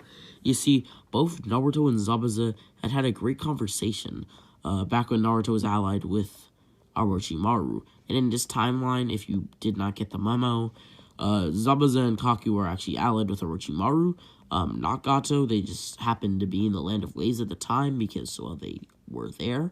And with that being said, they also do have curse marks. Now, Kimamaru would immediately activate his curse mark as he would call Naruto scum, firing a dense bone bullet towards Naruto, who would quickly dodge. Naruto would then ask why Kimamaru was so mad as Kimamaru would speak. Don't you speak to me, you scummish brat. Naruto would then look behind him. There stood Zabuza, while right in front of him, literally right in front of him, like if he breathed, the person in front of him would feel it, that being Kimamaru was in front of him. Naruto would then unsheath his blade, rushing past both of them so quickly that they could not see it. He would then put his blade away in classic anime style, as we would then see both 𝘾𝙗𝙗 and 𝙎𝙈𝙊𝙃 now have deep slashes on their body. 𝘾𝙗𝙗 would then grab his wound, coughing up some blood, as 𝙎𝙈𝙃 would immediately curse himself out, as he would wonder how Naruto had been able to slip past him so fast, and he would also be angered that 𝘾𝙗𝙗 was able to be hit, as 𝘾𝙗𝙗 was now at a disadvantage, as we as the fandom know and 𝙎𝙈𝙃 knows that 𝘾𝙗𝙗 actually has a deadly illness right now, so it's kind of bad that this has happened. Naruto would then walk slowly towards 𝙎𝙈𝙃 and 𝘾𝙗𝙗, as Naruto would speak. When I became a ninja, I had a few goals, but by the time that I was truly in the system, completed more than 50 missions, like this one. I had known exactly what this world was like. I had known that people can win fights and people can lose fights. And I had wanted one thing more than anything else, so that nobody could change my fate. That's why I fight you here today, not putting anything on the line, not letting anything go. Every strike I use is with full force, because I know that if I let my blade up, you could change my destiny. You could change my fate. Anybody can change destiny. It's not set out. 𝘾𝙗𝙗 would look at Naruto as if he were a crazy man. You don't believe in destiny? Look at me. Right now I bleed out as I am also suffering from an illness. Don't you think that Lady Luck isn't on my side? Don't you think that destiny is cursing me for my existence, for continuing to live? Don't you think that destiny has already... 𝘾𝙗𝙗 was barely able to breathe. Don't you think that destiny has already set on a path where I'm at the end of it, dead? Well, that's not destiny then, is it? Because like I said before, destiny can be changed. But, rather, Lady Luck isn't on your side. That is true.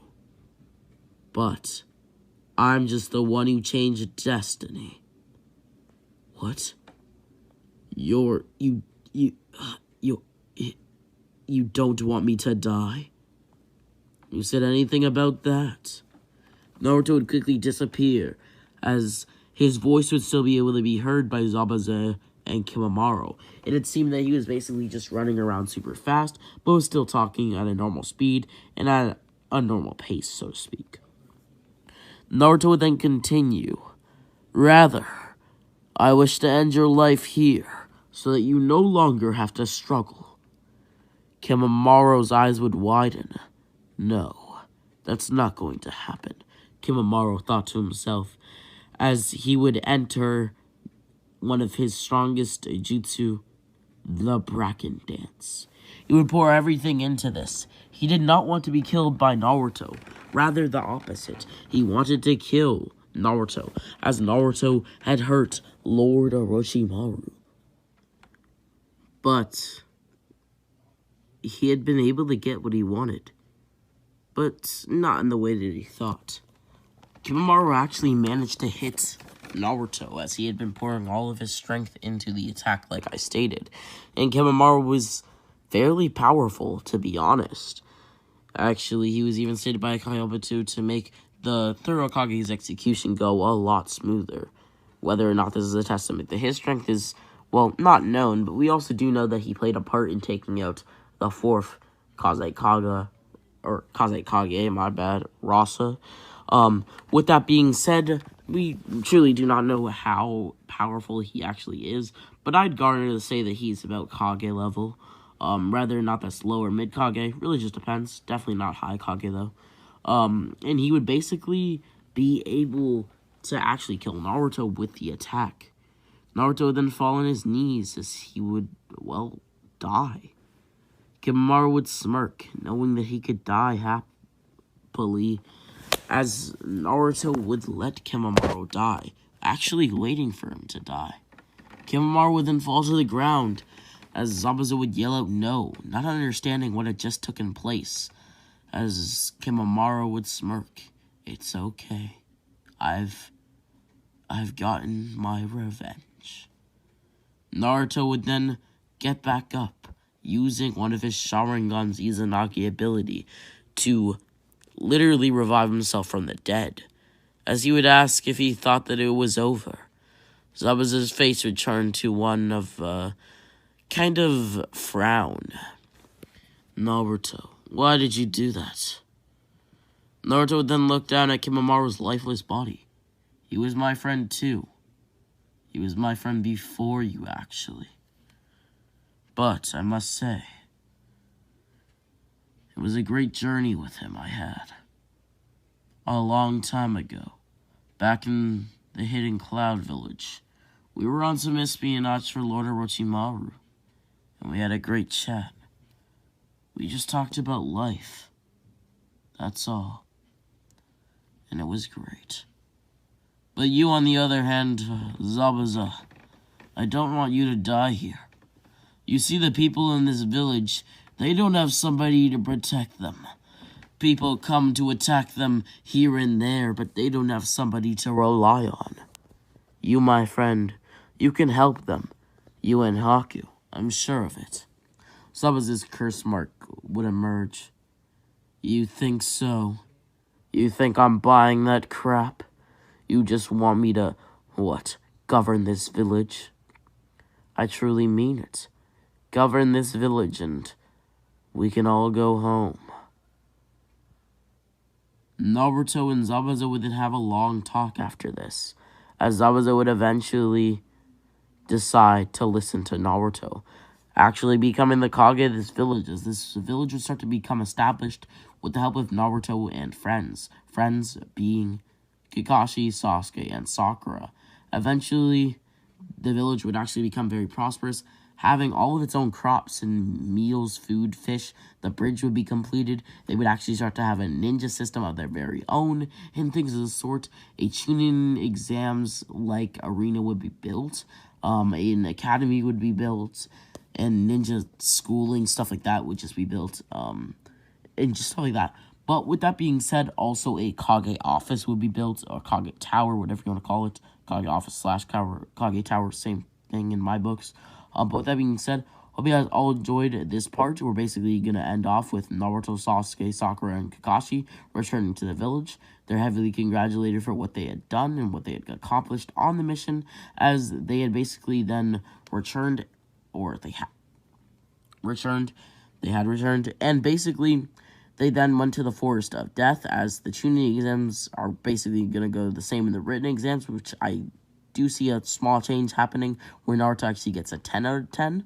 And with that being said, we also see Naruto and Sasuke and Sakura rushing through the Forest of Death, as they then feel an ominous presence. And with that being said, I hope you guys all enjoyed today's video. Make sure to hit that like and subscribe button, as it would be greatly appreciated. Check out my second channel down below, where I also post what ifs as well as discussion videos. Hope you guys all enjoyed my voice in this episode, as I do know it was a bit different and that I was a bit tired while recording this, or I still am, and I'm probably going to go to bed right after recording this. Yeah.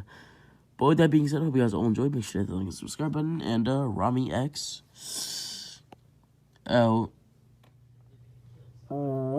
back in the video. Hope you guys all enjoyed today's video. Make sure to hit that like and subscribe button, as it would be greatly appreciated. And with that being said, check out my second channel down below, where I also post what ifs as well as discussion videos on certain topics. But with that being said, shout out to your friend like Sudisers, anime content in general, as well. Yeah, this is an anime channel. As well as, well, subscribe, as I want to hit 14,000 subscribers by the end of the year. And I know I can only do that with you guys' support. And with that being said, let's get into the recap. In the last part, we basically ended off with Naruto. Oh, and before we fully begin, I just wanted to state this. Right now, I'm just adding a few things to my room, some furniture, so it may sound a little echoey because like a ton of stuff's been taken out. But with that being said, I hope it doesn't ruin the quality of this video. It shouldn't, from what I can tell, but it really just depends. No, with that being said, we let the part off with Naruto, Sakura, and Sasuke rushing through the forest to death, as eventually they would feel an ominous presence. Now, with that being said, I think that you guys know who this is. It is the one and only Orochimaru. At least one and only in some people's books. Now, with that being said, Naruto would immediately recognize Orochimaru as Orochimaru walked into their path. Naruto guessed a few reasons that Orochimaru was there. Either he was there to, I guess you could say, watch many of the younger generation, so to speak, to see if he could get a new host, or he was specifically there for himself, and the last option being that he was specifically there for Sasuke Uchiha, because for the sole fact that through his endeavors with Orochimaru, through him, chilling with Orochimaru, you could say, he had actually figured out that Orochimaru really liked Sasuke. Not like that, but you know what I mean. He really wanted Sasuke's body, I guess you could say. Just talking about this is interesting, but I think you guys get my point. He wanted to, have Sasuke as a host, you could say. And so, his main, I could say, option for why Orochimaru was there, at least in his head, was that he was either there for him or there for Sasuke. And Sasuke just made a lot more sense. He needed somebody who he could switch into his body, who was really good with the Sharingan. Naruto was going to be that person, but Naruto got up and left. Orochimaru immediately went wide-eyed, as he would remain calm, as to not give away his identity. Though, unbeknownst to him, Naruto already knew who he was, due to the fact that Orochimaru didn't actually know that Naruto could sense things as good as he could. Naruto would then tell Sasuke to continue through the forest with Sakura, as he will handle the man in front of them. Sasuke wouldn't move, as Naruto would have to slap him. This would cause Sasuke to understand, as he would immediately run away, looking back as he wondered if he'd ever see Naruto again. Sakura did the same, trusting in their beloved teammate, you could say. With that being said, Naruto would ready himself for battle with Orochimaru, as Orochimaru would smirk, asking Naruto how it's been. Naruto would then respond, "Orochimaru, it's been a very long time since we've last, I guess you could say, talked. We were best buds just a few years ago." Few years? I think you're overstating time. Or should I say overestimating. As Naruto said this, he would pull out his blade, looking dead at Orochimaru. I thought about a few reasons why you could be in this forest.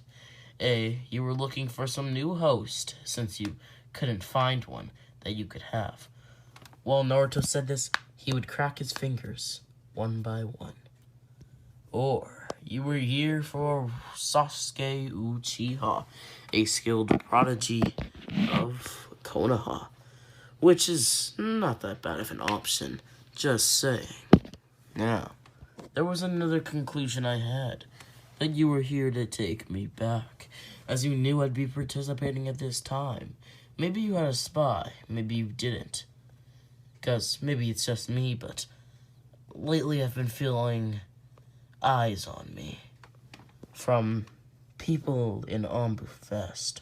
Of course, this actually is not Orochimaru. Well, I shouldn't say of course, because maybe some of you guys didn't know. But this is not Orochimaru who's spying on Naruto with, Anbu, guess you could say people in the Anbu. But rather, it is Danzo who's spying on Naruto, because he realized that Naruto had an eye patch over his left eye, or kind of like a headband, stuff like that, you know what I mean? Stuff that would lead to him having the Sharingan, rather than just, his eye getting fucked up. He didn't believe that one bit, and he knows Orochimaru has Sharingan, so it would just make perfect sense.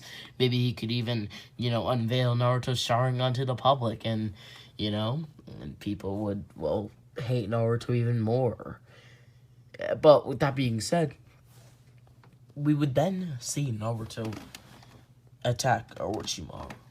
Orochimaru and Naruto would both clash sword to kunai.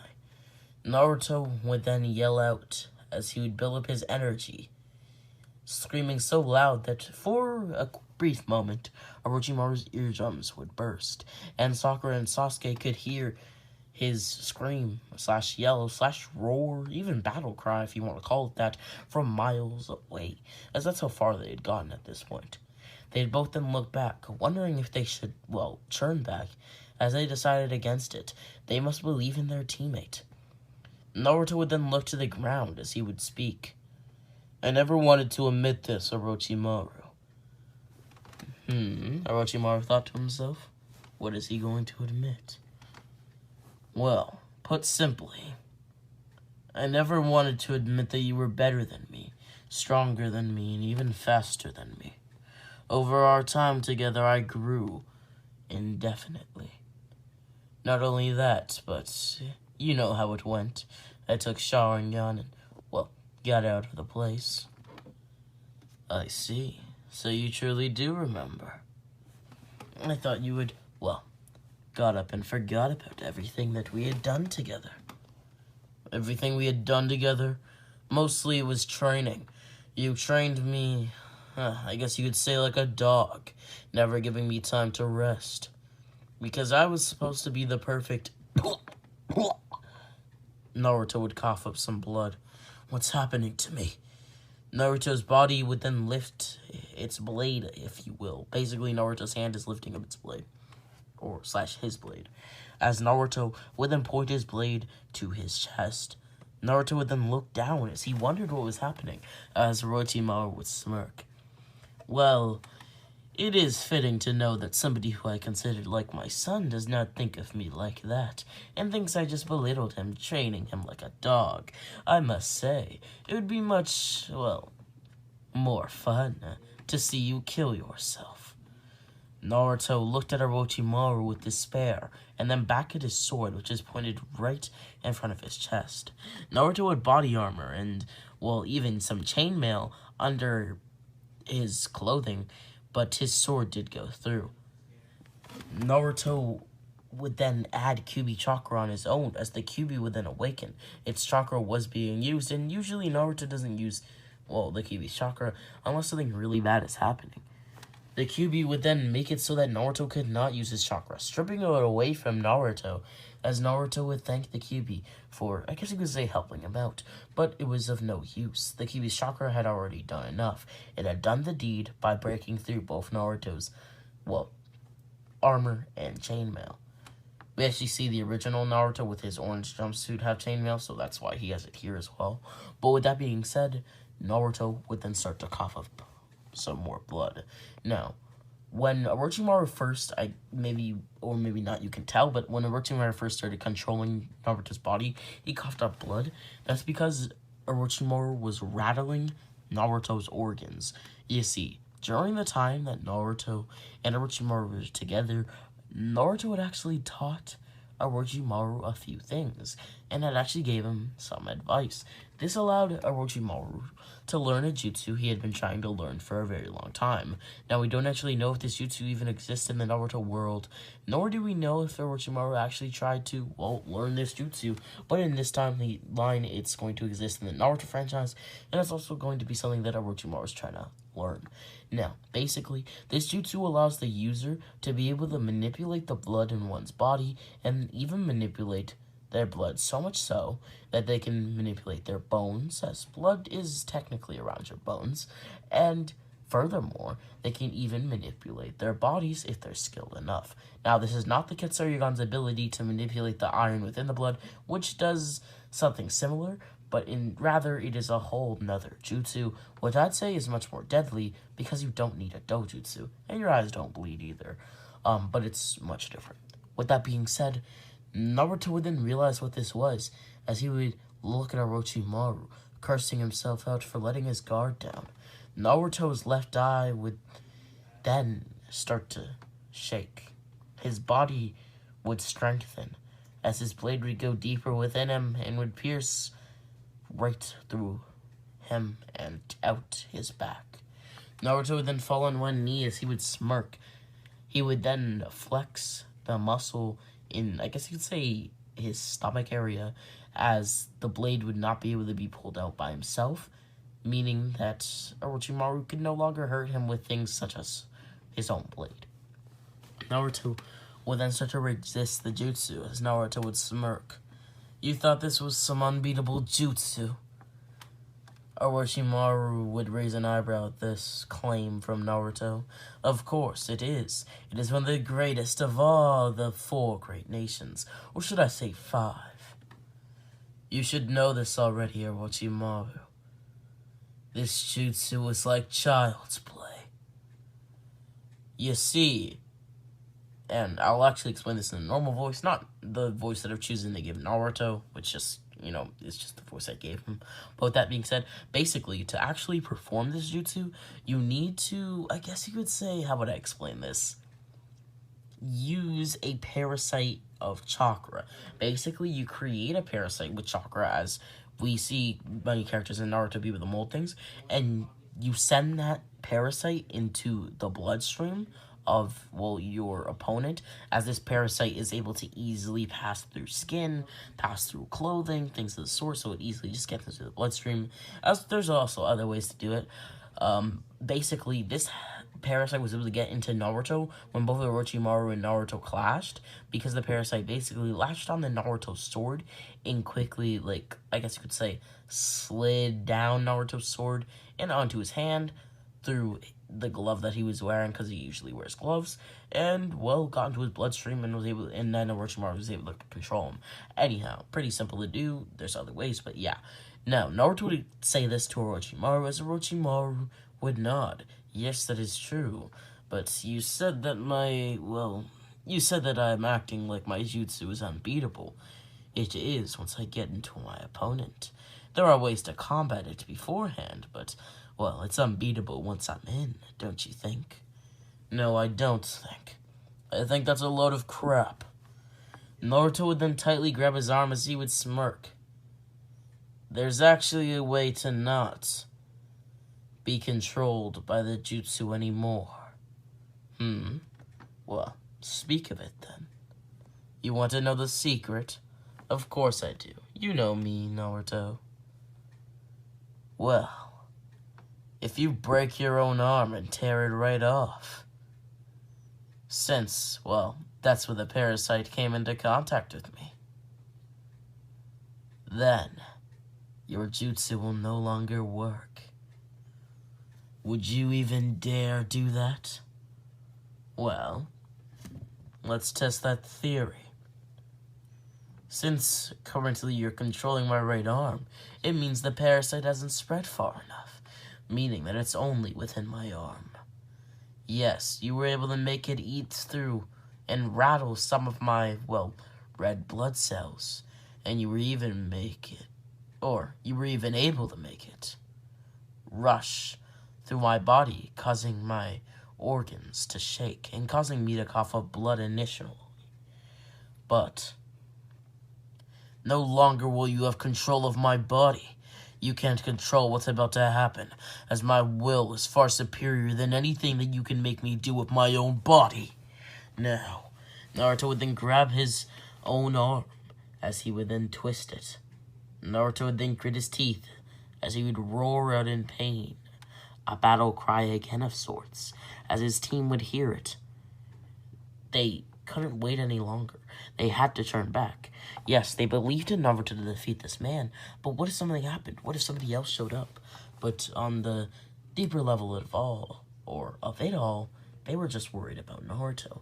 Was he alright? With that being said, Naruto would then add electricity to his palm, as it would make the process much smoother, at least in his opinion. He would then pull off his arm, as Naruto would grit his teeth. Naruto would then quickly use the Izanagi, as his arm would grow back. Naruto would then realize that, he had used the Izanagi, and one of his Sharingan would close. Naruto would then smirk. Thanks to my Sharingan, I was able to regenerate this arm. Orochimaru had realized what Naruto had done, as he would remark that he's similar to Danzo in that aspect. Danzo, who Naruto thought to himself, as he realized that Danzo was a high-ranking official and an elder in, well, the Leaf Village, as this would raise the question to Naruto. Who is Danzo and what is he after? Is he a man who wishes to betray the Leaf? He must be allied with Orochimaru, right? With that being said, Naruto would then smirk, even more than he had before. This time his smirk was one of absolute, I guess you could say, charisma. He was happy. Happy to know that he would no longer be controlled. Happy to know that he now had a way to defeat Orochimaru. Naruto would then pull out some ninja wire, connecting it to Orochimaru as it would connect to his arms. Naruto would then blow fire onto both of them, as Orochimaru's arms would start to, well, burn, but Orochimaru would fight to pain, telling Naruto that he had endured much greater things in the Third Great Ninja War. This is the war where, Jiraiya took that, break to train Nagato, Yahiko, and Konan. But with that being said, I think most of you guys should know that. As Orochimaru would then continue. Furthermore, I don't even need those arms. Don't you know that? Well, it will hinder you in our battle, don't you think? You can't just jump bodies. It takes you about 3 years to use that jutsu. And it's been about, what? 2.8 years or so. Am I right or am I right? Oh, you keep time. Which means that even if I can't kill you here, it will take you 4 years to grow back your arms by, well, switching into a new corpse. Because, well, you can't just do it so quickly. It takes you 3 years, like I said before. Now, let's play this my way. You leave the village, I let you live. I must reject your offer, my son. Naruto would grit his teeth, and even the Kyuubi itself would get angered. For somebody to call Naruto his son, and they're not even close to Naruto, at least in the way that Kurama would consider somebody to be, if they were to be, I guess you could say son level, with respect or with, kindness to each other, you know what I mean. Kurama wasn't buying it, Kurama didn't like it, and he was angered himself, as Naruto's father was a much stronger and much better man than Orochimaru has ever been, and, well, in his opinion, would ever be. So, Kurama would let out some extra Nine Tails power, which would cause Naruto to, well, basically gain all of his chakra, and to now be angrier himself. Naruto would look at Orochimaru as Orochimaru would continue. Sorry, but I must refuse. You know me, I like to, well, preserve my bodies. But currently, you're making it so that I have to fight, and you're gonna make this body croak too soon, don't you think? That will never happen. As long as you leave now, Orochimaru. Well, it seems to me like you don't think of me as your father. Or is my son just being defiant? Naruto would then put his sword to his side as he would put it away. But little did Orochimaru know that Naruto had actually sliced him up. In two, to be more exact.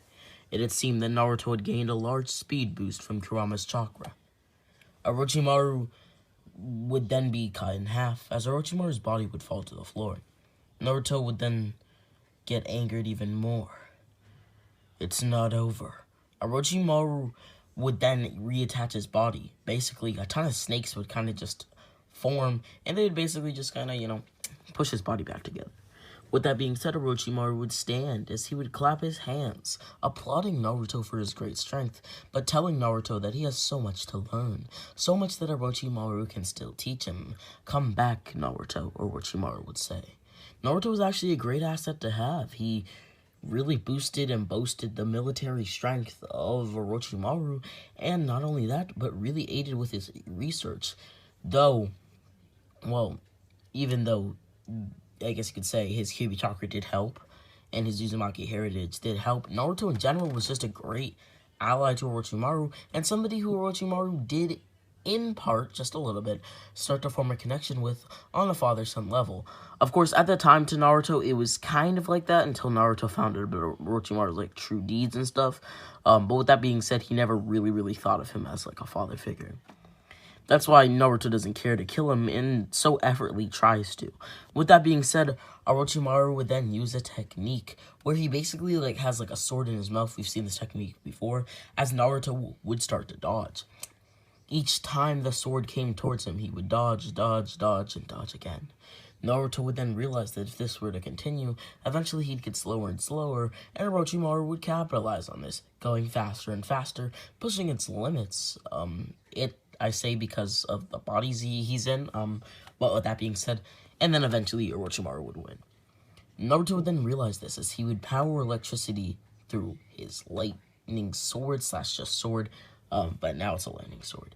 With that being said, he would then cut into Orochimaru as, unfortunately for Naruto, he wasn't actually able to. He was stopped by Orochimaru's blade. Basically, he was trying to kind of just like, cut Orochimaru and just defeat him, but rather Orochimaru was able to block with his blade still in his mouth. This would then cause the two to clash as they would both jump back.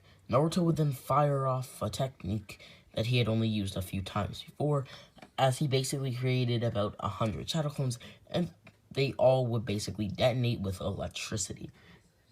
This would actually stun Orochimaru, as well. It would stun most people, as Orochimaru would be, I guess you could say, open for an attack, as Naruto would then pull his blade up, forward, powering it with both his Kyuubi chakra and his lightning chakra, as he would then slice Orochimaru in half. But it wasn't over. Just a quick slice in half would cause Orochimaru to, just stitch himself back together with his snakes, or use a substitution jutsu. The point is there are many ways that Orochimaru can get out of something like this. So, rather, Naruto would continue slicing and slicing and slicing and dicing, if you want me to, say that. Not to rhyme or anything. But with that being said, Orochimaru would then be sliced into almost 1 million little pieces by Naruto, as Naruto would then release a great fireball jutsu onto Orochimaru's body, adding a wind air bullet just to make sure, it just had that little, explosion, just to make sure Orochimaru was gone for the count. But in fact, this was not the case. Orochimaru had saw something like this coming. He's dealing with, Naruto, and he's known Naruto for a pretty long time, and so he guessed something like this would actually happen. That's why he decided to revive himself through one of his curse marks, the one on Kimamaro, Kaguya, the dude with the bone release Kekkei. I hope you guys know who that is. Don't want to sound too vague. But with that being said, Naruto would then continue throughout the forest as he would then meet Sakura and Sasuke quicker than he thought. It had seemed that they had crossed paths very quickly. Naruto would then say that nothing happened, as they had asked why he was so hurt and basically why there was all these scratches on his body, but he would just say he was alright, nothing happened. As he would then rush out of the forest with his team, actually getting out before Gara. I hope this gives you guys a perspective of how actually quick this fight was. It was very quick. With that being said, Naruto, Sasuke, and Sakura / Team 7 would be, I guess you could say, the first people to, leave the Forest of Death, and would actually instead break Itachi's record, and not Gara breaking it, though Gara would still technically break it in the grand scheme of things. With that being said, we would then see Naruto report to the Hokage. He knew exactly who Orochimaru was. Hiruzen knew that Orochimaru and Naruto had a connection. Naruto would explain everything that had happened, and Orochimaru would basically suspect that Orochimaru wasn't actually dead. I hope that made sense. Hiruzen, I don't know if I just said Orochimaru, but Hiruzen would basically put together that Orochimaru wasn't dead. It's his, I guess you could say, former mentor. But with that being said, or former trainee, whatever you want to call it, but with that being said, this is where we're going to end the part with the first round of the preliminaries kicking off. And, yeah.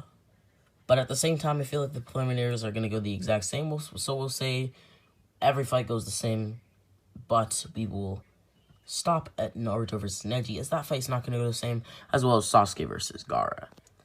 Now, that being said, Rami X check out my second channel down below, and 𝘎𝑈𝑚𝑦𝑥 out. 𝘎𝑈𝑚𝑦𝑥 back on our video. Hope you guys all enjoyed today's video. Make sure to hit that like and subscribe button. Especially if you, the person watching, hasn't already, as it would be greatly appreciated to both I and the people who, well, watch the channel. But with that being said, make sure to hit that like and subscribe button, not only, but also check out my second channel down below where I also post what-ifs, as well as discussion videos, mainly based off of One Piece, Naruto, and Dragon Ball, but some other, content sprinkled in between. And with that being said, share the video to our friend likes what-ifs, just anime content in general, as I want to hit 14K by the end of the year, and I feel as if I can only do that with you guys' support. And we can now get into the recap. And the last part, we basically ended off with, Naruto making quick work of Orochimaru. I shouldn't say quick, but making work of him, as Hiruzen suspects that Orochimaru isn't actually dead. But with that being said, they would continue throughout the forest, and they would actually win. But maybe you don't understand what I mean by that. They would actually have higher scores than even Itachi, as they just passed Gara. Gara would still beat Itachi's record as well, but it was something I did want to mention. With that out of the way, the preliminaries would kick off, like I explained in the last part, and all the matches would go to the same except for 2 or so matches. Now, with that being said, let's get into it.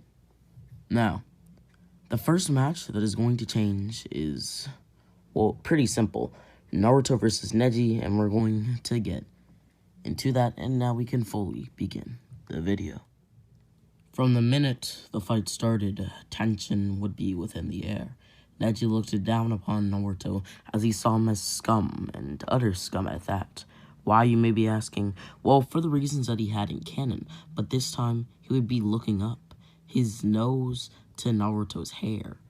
Not really, but I think you know what I mean. They were kind of like on the same, I guess you could say, link. By that I basically mean that he was looking up so that his nose was as tall as Naruto's hair, is my point. Maybe that makes sense, maybe it doesn't. It's really not too important. With that being said, Neji had another reason to hate Naruto. Naruto had been able to progress much faster than him in the ninja system, because maybe you heard this, maybe you caught this, or maybe not, but Naruto was actually able to progress to even Chunin, while Neji was stuck at Genin. Now, with that being said, Neji was also a year above Naruto, at least class-wise, so it was even more of a, I guess you could say, slap to the face, so to speak. And another thing that he hated was that his, cousin/sister, whatever you want to call them, I'll just call them sister and brother because they're kind of like that, kind of not, but his semi-sister/cousin, Hinata Hyuga, was obsessed with Naruto, and he had actually came to figure this out because, he just had, and he kind of hated it. Hinata was his cousin, not Naruto's. Hinata should have looked at Neji as that person, though in my opinion, Neji's ideals, at least in this timeline, are very convoluted since, he does nothing for her to look at him as, that good big brother, or that good big cousin, whatever you want to call it. Now, with that being said, Naruto and Neji would then have their fated duel. Immediately, Naruto would pull out 2 kunai. He was going to test the wits of a Hyuga. He had, in actuality, never ever fought a Hyuga, so this was going to be a great experience for him to have. He would immediately rush towards Neji, both kunai in hand, as I explained before. He would then clash with Neji, but not Neji himself, rather his rotation. Naruto's kunai would then continue to clash with the rotation, as it would be a similar thing to how the fight ended with Neji in the canon timeline, where he's basically just clashing with the kunai to the rotation, but neither win this time. Rather, they would both jump back. This would surprise Neji. From what he knows, the rotation should be able to be stopped by a mere kunai, and by somebody with, at least from his view, no special heritage, no special techniques, and things of the sort. Of course, we do know that Naruto's an Uzumaki. With that being said, Naruto would then continue to push Neji as he would then pull out a variety of jutsu. These jutsu would basically stump Neji at every turn as Naruto would continue his onslaught. Hit after hit, jutsu after jutsu, kunai after kunai, shuriken after shuriken, etc., etc. I think you guys can get where I'm going with this. Naruto was besting Neji in every way possible. Neji would then realize this, as he would have an inner dialogue with himself. Could I really lose to a boy like Naruto? Could Naruto truly beat me? He thought to himself. So he would launch an effort, or I guess you could say an attack even. Currently, Naruto stood only 2 meters in front of him. Pretty close, might I add. And maybe or maybe not, you saw this coming, but he would use the legendary 8 trigrams, 64 palms. Neji would then rush towards Naruto as he would tell Naruto that he's in range. Naruto would scratch his head, but little did he know the movement of him pulling up his arm was merely going to be his downfall. Not saying that Naruto's going to lose this, but I guess we'll just have to wait and see. With that being said, Neji would then hit Naruto with his 8 trigrams, 64 palms. He would then yellow 2, 4, 6, 8, 12.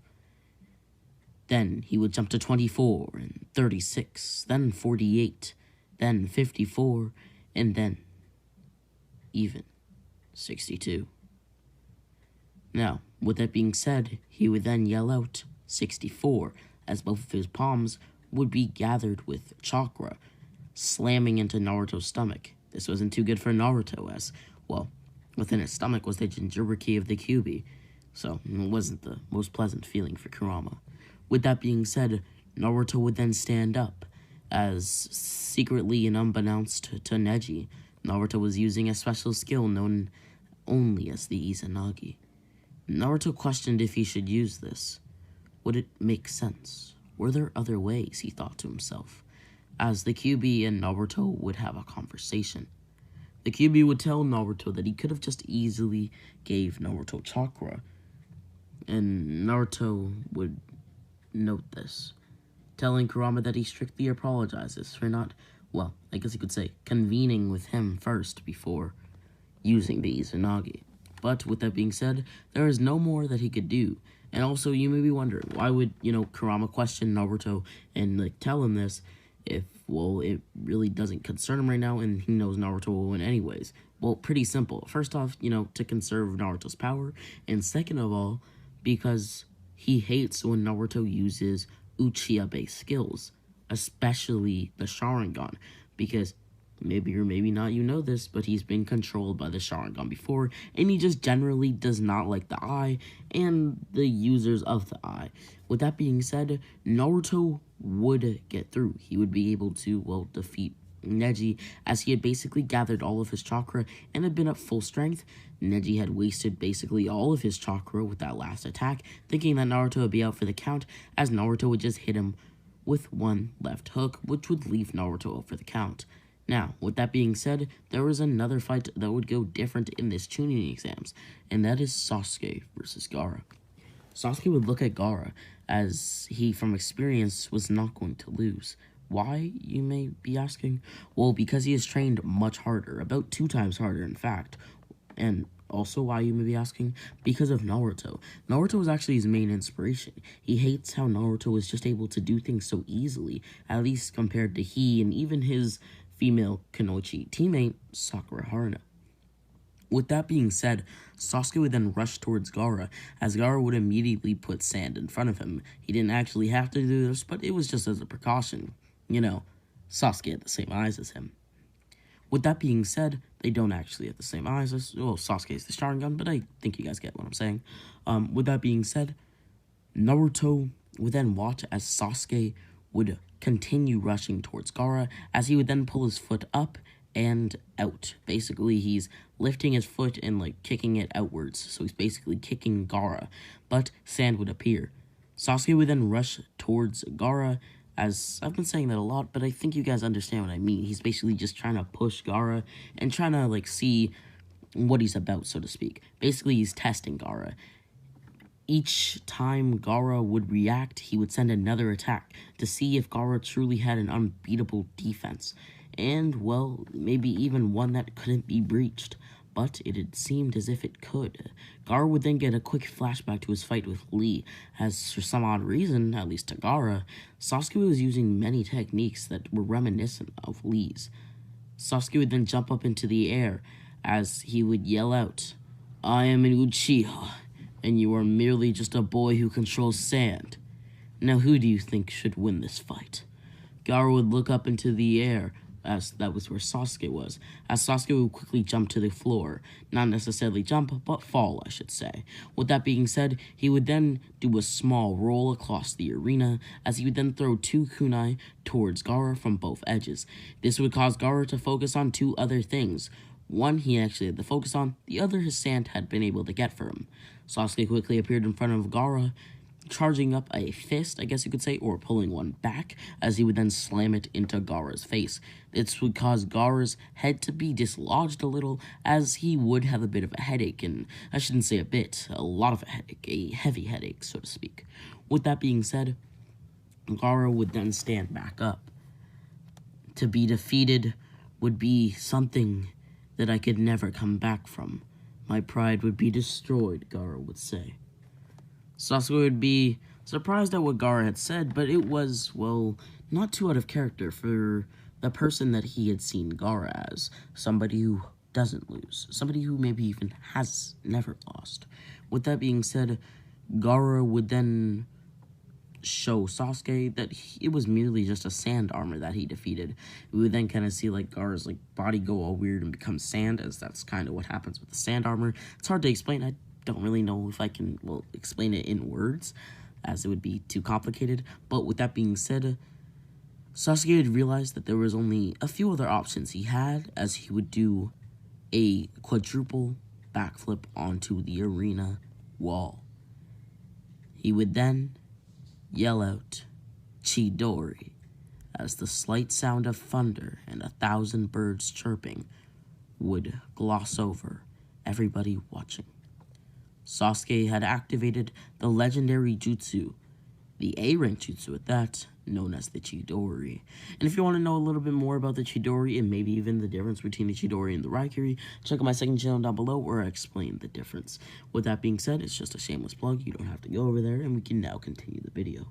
With that being said, also, Sasuke would charge up this attack. This is where Guy would basically explain to, Team 7 and his own team what was actually going on, as they were curious, as, well, Sasuke would rush towards Gara, jumping off of the tuning exams, I guess you could say, arena wall, as he would rush towards Gara.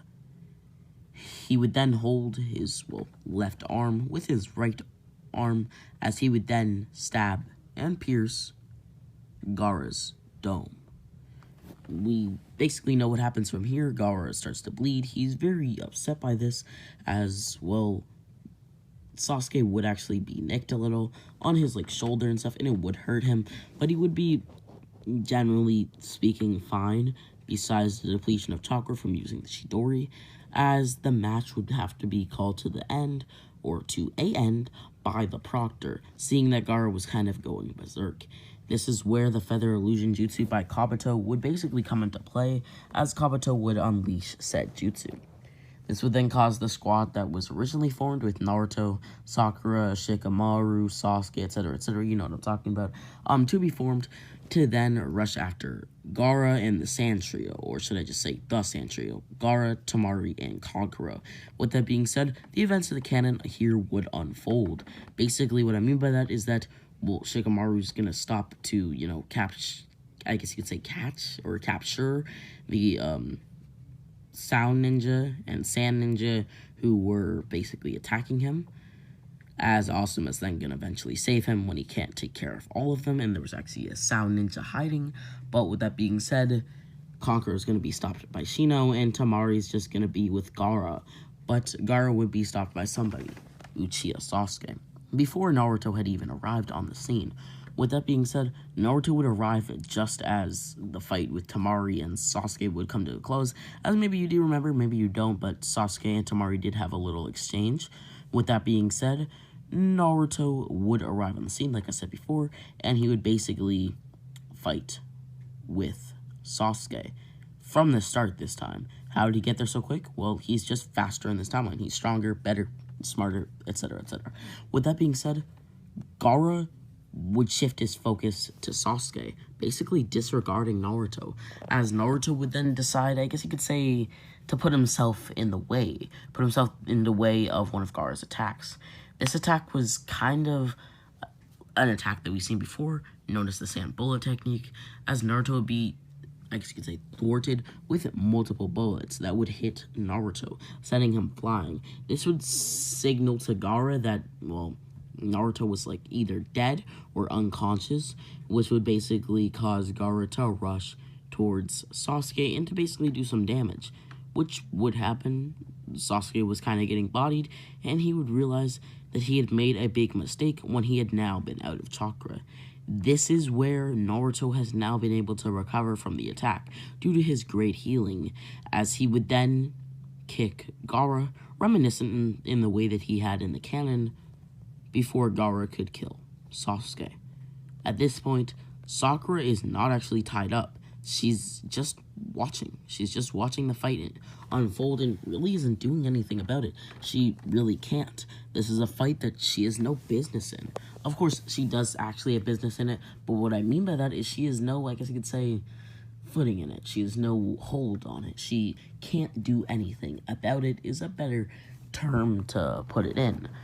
With that being said, Naruto, upon kicking Gara, would stand on the tree branch that Gara was basically flying over, jumping over, as he would then crack his knuckles. With that being said, Naruto would then rush towards Gara, slamming him into the ground and then grabbing him by his tail and sending him upwards. Naruto would then use the jutsu from his ninja handbook, as we have actually seen this jutsu before, but he would use it in a bit of a different way. This time, his kunai would be going upwards, not just like, I don't want to say this, but into Gara's butt, I guess you could say. With that being said, this did happen in the canon, so I guess it's not that bad, but this time it's just happening upwards instead of on just flat surface, and Gara is still going to be hit with all of those, paper bombs, which is going to cause Gaara's defense to be weakened. Naruto would then realize this, and in this timeline, he would actually be able to make better use of it, as he would then continue his onslaught on Gara. He would then use a water dragon jutsu on Gara, which would cause Gaara's sand to kind of become like mucky, like mud in a way. With that being said, Gara would then take a small amount of sand as he would send it flying towards Naruto. There was actually a certain filler where Gara had used a similar technique to this, where he was being like hunted by all like these like sand members. I can't actually remember if this was a filler or an actual canon moment, but I believe it was a filler, and like people from the sand, like assassins and stuff, were attacking him because they didn't really want him to be the Kage and wanted to like, just kill him off and stuff. But with that being said, he was able to take a small amount of sand and actually like defeat somebody who was like on the level with it. So that's basically what he's about to do here, but Naruto's actually not going to be defeated. Rather, Naruto would be able to sense this.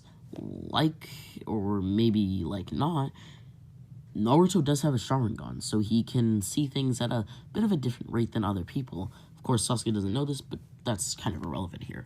With that being said, Naruto would put both of his hands together using his advanced perception to know that this was about to happen, as he would catch the ball of sand. He wouldn't generally catch it, but rather he would stop it. This would cause the attack to, well, be stopped in its tracks, as Naruto would basically just be happy. He'd be happy that he was able to stop the attack dead in its tracks, like I just said. With that being said, Naruto would then continue forward, rushing towards the person in front of him, that being Gara. Naruto would then look at Gara as he would tell Gara that he is ready to end it all. Gara would laugh as he would remember everything with his past, I guess you could say, how Rasa treated him, everything regarding Yukimaru, and things of the sort. With that being said, Naruto would then scream. This was not a scream of pain, nor was it a scream of anger, but rather he felt trapped. He felt like everybody just relied on him. He felt like he couldn't do something without somebody needing him. He felt like he couldn't save somebody without him questioning why he did it. Why was this, Naruto thought to himself, and it had nothing to do with the Kyuubi. He knew that. The Kyuubi, well, and him made a deal, so it made no real sense. But Naruto didn't know what to do. He well, to say the least, felt trapped as he would yell out. "Gah!" Naruto would yell, as he would then create a ball of chakra. This is not the Rasengan, as, well, Naruto actually doesn't have the Rasengan right now. Rather, this is a completely different attack / jutsu, whatever you want to call it. Basically, it's what you could call an unstable Rasengan, but it doesn't even resemble the Rasengan's chakra. Basically, it is a reddish ball where Naruto relies on the Kyuubi's chakra to create and condense chakra. It's also formed in nature energy, as we do know that some of the Kyuubi's chakra comes from that. And he can absorb the nature energy, so it also does come with a bit of added nature energy, which makes the attack much stronger. Naruto basically just created this while fighting an opponent, and it was very helpful in defeating that opponent, so he decided to use it here to break and defeat Gara. But unfortunately for Naruto, this was a big mistake. Naruto would slam his Rasengan into Gara, which would cause Gara's eyes to roll into the back of his head, and his eyes to then close. And if you watch the Naruto versus Gara fight, then maybe or maybe not you know what's about to happen. Gara has now entered the Shukaku, a form in which Gara takes on, which basically allows him to, well, to say the least, transform into the Shukaku. Shukaku would then scream out, I'm free, he yelled out, as he was so happy, if you will. He would then have a small amount of enjoyment, as this moment where he was, well, enjoying himself was cut short, as Naruto was in front of him. And since, or maybe not, I kind of didn't really touch upon Naruto actually even meeting Jiraiya, and that's because he never did. He never trained with Jiraiya to learn the summoning jutsu, because he already knew it, and he already had his own toad summoning, and he's not summoning it. He doesn't need it, at least not right now. With that being said, Naruto would rather rely on the Kyuubi, strengthening his bond with it, as he would then rush towards the Shukaku, or Shukaku, whatever you want to call it. With that being said, Naruto would then create this ball that he had created before, but this time it was 26 times the size that it had been previously. Now, this is even, you could consider it to be the size of Jiraiya's technique that he used against Pain, where he created this huge, massive Rasengan. With that being said, Naruto would then yell, Odama Ball, as he would slam the attack into the Shukaku, causing Shukaku to be slammed into the ground. Not only that, but then he would create 10 shadow clones, each holding paper bombs, as they would all stab into each part of Shukaku's body, causing his defenses to weaken. As he would jump into the air, pulling back a fist, he would then yell out, Kyuubi's Wrath. This time, the Kyuubi had been in almost complete control, as Naruto had trusted him to get the job done. With that being said, Naruto's body would guide himself to Shukaku, as he would slam Shukaku right in the belly. This would cause Shukaku to cough up air, not blood. Interesting, Naruto thought to himself, as the Shukaku would no longer cease to exist. Why, you may ask? Because Gara had been woken up. The massive disturbance with Shukaku just, moving around from side to side. Shukaku's a pretty big guy, not to, shame Shukaku or anything, but he's pretty huge. So just shaking around is enough to wake up Gara, even in his very sleepy state. With that being said, Gara would now lie on the floor in front of Naruto, and Naruto in this timeline wasn't all beaten up on the floor, crawling, crawling like so slowly. With that being said, Naruto would still talk no jutsu him, you could say. He would say everything that he said, well, in the past, about how Gara was like what he could have become, but he would also say something else. Me and my tail beast, well, we've kind of become friends. No, we have become friends. We have a bond like none other. And I truly do believe that you and your tail beast can eventually obtain something just like me and mine. Do you truly think so, Naruto? Gara would ask, as Naruto would smirk. He would then have a massive smile on his face. Yes, I truly think that you and your Jinchuriki can just, well, bond like me and Kurama. Kurama? Who's that? Don't you get it? That's the name of my hill beast. Now, how about you ask yours? I already know its name. It's known as Shukaku. Well, address it with some more oomph, so to speak. Really? You sound so childish, Naruto. I'm serious. They don't like humans. So, if you, well, warm up to it, then maybe just eventually you'll be able to, become friends. If you address it with more respect, train with its power, try to dabble in it, and not try to hide it. Be more free with its power. Rely on more advanced techniques that drain more chakra, so you get closer and closer to having to rely on it. Then maybe then you'll be able to get stronger with it. And with that being said, this is where I'm going to end the part with Naruto closing off his speech. Hope you guys all enjoyed. Make sure to hit that like and subscribe button. Check my second channel down below where I also post what ifs. And with that being said, other discussion videos and Rami X. Rami X, back from another video. Hope you guys all enjoyed today's video. Make sure to hit that like and subscribe button, especially if, you haven't already. Today I'm feeling in the mood to record, so to speak, as I feel very Naruto-esque, if that makes sense, or feel like doing something very Naruto-esque today, especially since I just bought some new Naruto shirts. If you hear a small clicking noise about 5 seconds from now, or just now, my apologies. That's just me putting away these headphones I have, or AirPods I should call them.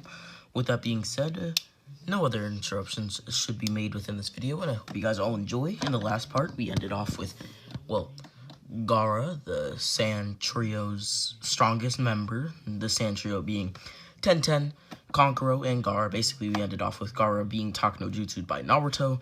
Takuno Jutsuing, as you may know, is just Gara's good now, is my point.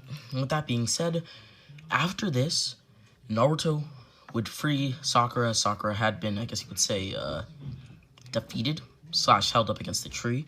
With that being said, Sakura, Sasuke, and the one and only Naruto himself would travel back to, you could call it the main area of the Leaf Village. This is where, houses are at, the tuning exams areas at, you got the point, the main area of the Leaf Village.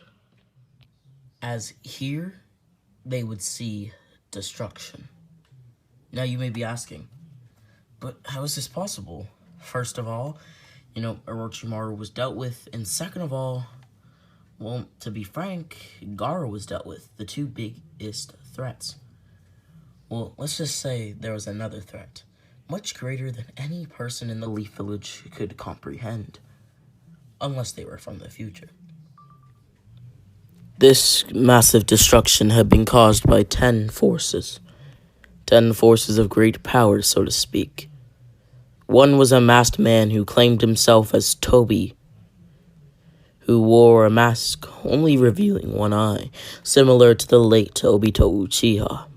Another, well, you couldn't even call him human, since there were 6 of them.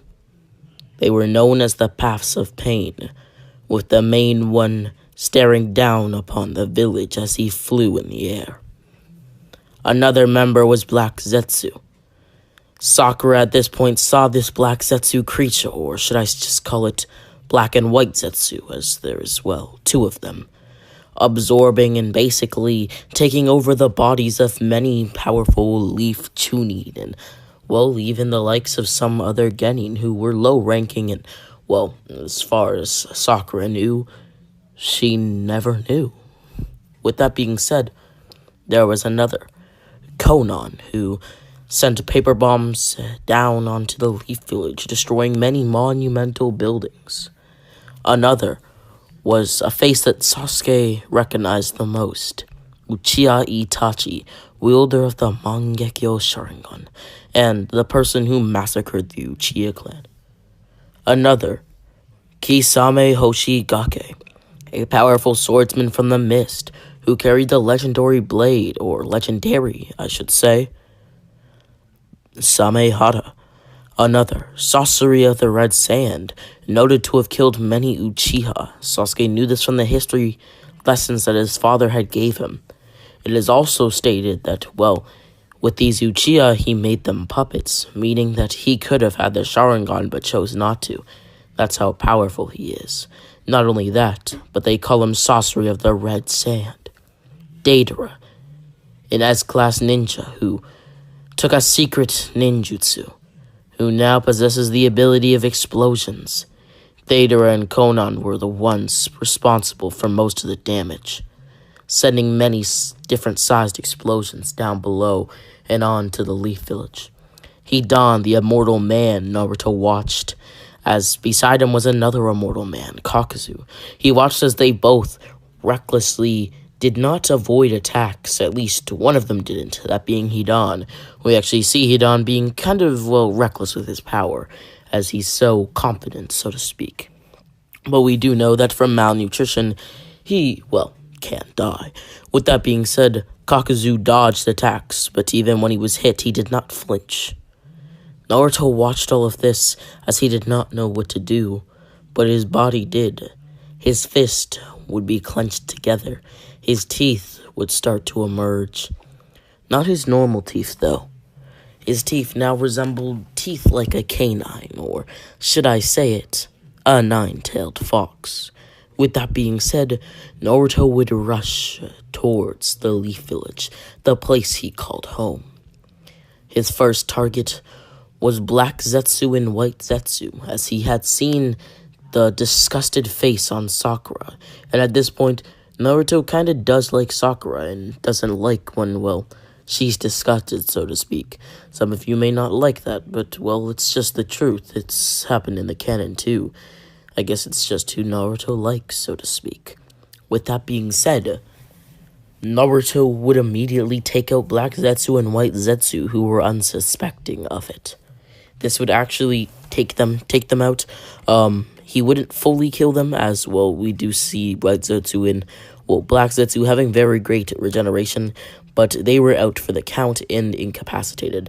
At this point, they are both, well, heavily injured. Injured enough to where they can't get up, maybe for a few weeks, so to speak. Naruto's next target was Kisame Hoshigaki, or Hoshigaki. He had heard many things about him, how he was a powerful swordsman of the mist, how people called him the tailless, or, the tailed beast without a tail. With that being said, he rushed towards Kisame. He felt like he had a bone to pick with somebody who was supposed to be a tailless tailed beast. Naruto would then clash with his foot to Samehada. His body was now bathed with the Nine Tails aura as he saw many dead bodies around him. Why, Naruto would ask, why would you come into our village and do such things? Why not? This is just a village. A low-life village with nothing to its name anymore, at least. I'd say that you should get... Before he finished his sentence, Naruto had created a shadow clone, which would basically put Kisame in a headlock. Kisame would smirk, biting down onto the shadow clone as it would explode, or poof away, so to speak. With that being said, Kisame would then look in front of him and stare into the eyes of Naruto. He would then smirk. I know you. You've been making waves in the ninja world. Nine Tails Jinchuriki, Naruto Uzumaki. We were told that you'd be here. That's in a way why we're here. Our organization consists of many S-rank ninja. Our goal is to bring peace to this world. But we first need you, well, you impudent tailed beast. You need the tailed beast, huh? Fine. Kurama at this point would lend Naruto all of his chakra, as Naruto would be able to enter, for a brief moment, a pseudo KCM-2. With that being said, Naruto would quickly destroy, and I mean destroy, Kisame, as even Samehada wasn't even able to react to the massive amounts of chakra that, well, Naruto was basically sending its way, as, well, it would implode. With that being said, Samehada would basically be able to, like, control itself, as, well, it's a blade that can eat chakra, but eventually it would take a liking to Naruto instead of Kisame, which, like it did to, well, B, it would kind of come over to Naruto. Naruto would take the blade as he would finish Kisame off with it. Kisame wouldn't even be able to pull out his, I guess you could call it a water bubble-like jutsu that he used on B. I think all of you guys know the one. With that being said, Naruto would then rush towards his next foe, or next opponent, Sasori of the Red Sand. He was angered at Sasori. He saw Sasori just kill one of his best friends. And you may be asking, who is this quote-unquote best friend? Well, it's Choji Akamichi. Choji showed Naruto much kind gratitude, and he and Choji were actually very great friends. All of the Konoha 11/12 were Naruto's very great friends. Sorry for any background noise. With that being said, Naruto would be enraged. His Nine Tails chakra was out of control. He couldn't control it, nor did he wish to. His power spiraled, and he was not in control. He would rip apart Sasori, first taking out the Hiroko shell, and then killing Sasori himself. Sasori was too slow to react to anything Naruto sent his way, Rasengan after Rasengan. But then you may be asking, but he doesn't know the Rasengan. Exactly. I just want to call it that since it's just much easier for me, as it's just basically a ball of condensed chakra that's, well, uncontrolled. So basically like an unstable Rasengan. With that being said, Naruto would continue to slam these jutsu into Sasori as Sasori would die. Maybe it's just me, but a KCM2 Naruto slamming Rasengan after Rasengan, or practically Rasengan after Rasengan, into Sasori with many combos in the mix. I think Sasori's out for the count.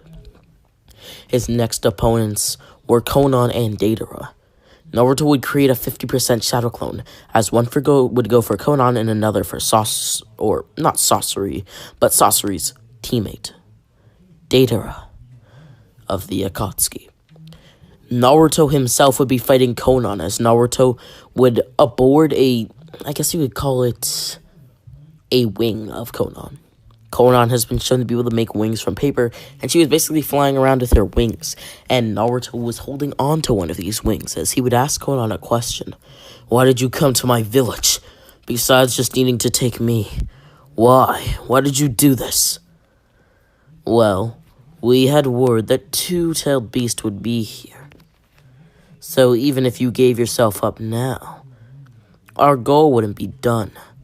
So the only way to find, or should I say, capture both of the tailed beast here, we must first destroy everything. It will also make our task a lot easier. We can make the Leaf Village our base of operations. You don't say. So you decided to come to my village just to do this? Naruto would spiral out of control even more. He now knew the truth, and even though he was out of control, he could maintain his composure, even if only a little bit. He would yell out in anger that he will not let them take Gara. Konan would realize an immediate connection between Gara and Naruto, as he was so enraged, I should say, that, well, Konan even brought him up. Naruto would then create a massive ball of chakra as he would slam it into Konan, sending her into the ground. Konan does not have any prep, so we do not see anything insane from Konan here. At least we're not going to be, I should say. As well, she had prep against Obito and was able to create that whole massive paper bomb explosion, but we would see something like that still happen. At this point, Naruto's Berserk Shadow Clone would be taking out Deidara with the assistance of a few lower-ranked Jonin and Chunin assisting him, as Deidara will basically be defeated. He's not suicide bombing himself, as that would basically kill all the other Akatsuki members, and that makes no sense, at least for Deidara to do right now. I have no doubt that Tobi/Obito would survive, though, so that is what it is, if you will. But with that being said, Naruto would then get hit with a massive attack from Konan. This is the real Naruto, not the Shadow Clone Naruto. This attack spanned, well, about 100 meters, give or take, each direction, as Naruto would be hit with it head-on. How many paper bombs were used in this attack? Well, about 10,000. This would leave Naruto on the floor, unconscious, as he would now be talking to the 𝘎𝑄𝑏 face to face. The 𝘎𝑄𝑏 would ask Naruto if he has the guts to live, or if he has the will to. Naruto would look up at the 𝘎𝑄𝑏 as he wondered what his next move would be, wondered what he would do. As he sat there, laying down on the floor, the 𝘎𝑄𝑏 yelled at him in his head, "Get up, Naruto. Show them what you can do. Show her, no, show them that you won't just let them stomp on you in your village." Naruto's eyes would then turn red as the 𝘎𝑄𝑏 would have to take control. "We have been together for 12 years, Naruto. I will not just let you die here when everything's on the line. I don't know what they'll do to me. I'll die for sure. Their dreams of world peace. Naruto, you can just do that yourself if you become Hokage. Naruto, you can do this, but for now, I must control your body. Now, shall I take control?" A hand would touch Kurama on his back, and Kurama would look behind him as he would go wide-eyed. "It's you," Kurama would say, as the man would smirk. "Hello, Nine Tails. Maybe you figured this out, or maybe you didn't. And also, if like 55 seconds or so, there was like a quick pause and maybe like an interruption, my apologies. For any of you watching out there, if you guys are like content creators or anything like that, really, or if you're just doing something and you get a call while you're trying to do something, especially something that's important, like for example me making this video, it is so annoying. And yeah, anyhow, with that being said, Naruto, or I should say Naruto's body in this case, would go ham on Konan, while the Nine Tails would continue to talk to this man, who I shall name now. His name is Minato Namikaze, the 4th Hokage of the Hidden Leaf Village. Minato would smirk.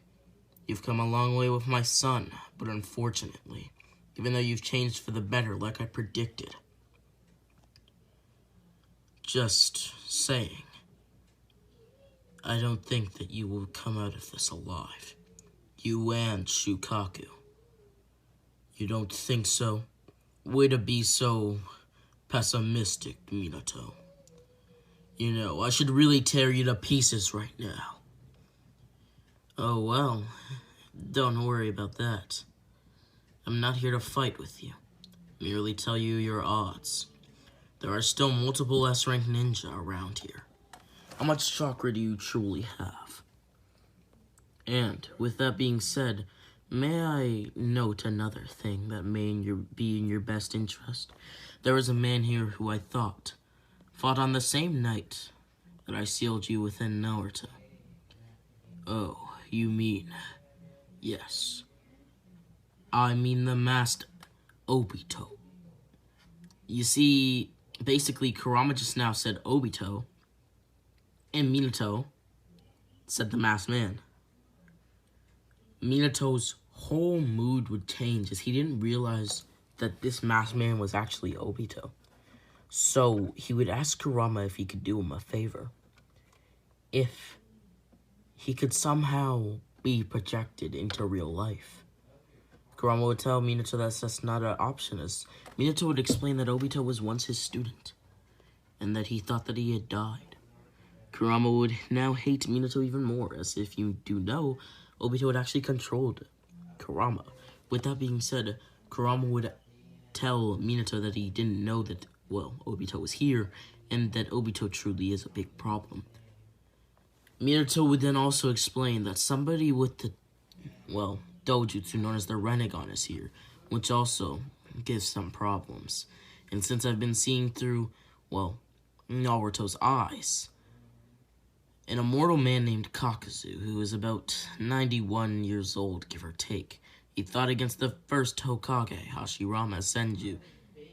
His name is Kakuzu, and he is here. Another man who seems to also be immortal, since he doesn't care about being hit or just has an immunity to pain of some sort. Well, he, for lack of a better word, is also immortal, and a huge problem. From what you know now, do you truly believe that you can win this? Not to mention that the famed Itachi Uchiha is here. He could genjutsu you within an instant. I guess not. I don't want you to accept this fate just as much as the next guy, but honestly, I wish I was able to be here. I would be able to stop all of this. I'm sorry, Kurama.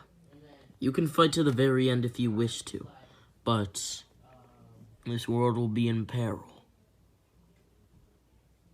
I see. Well then, I guess I'll stop fighting.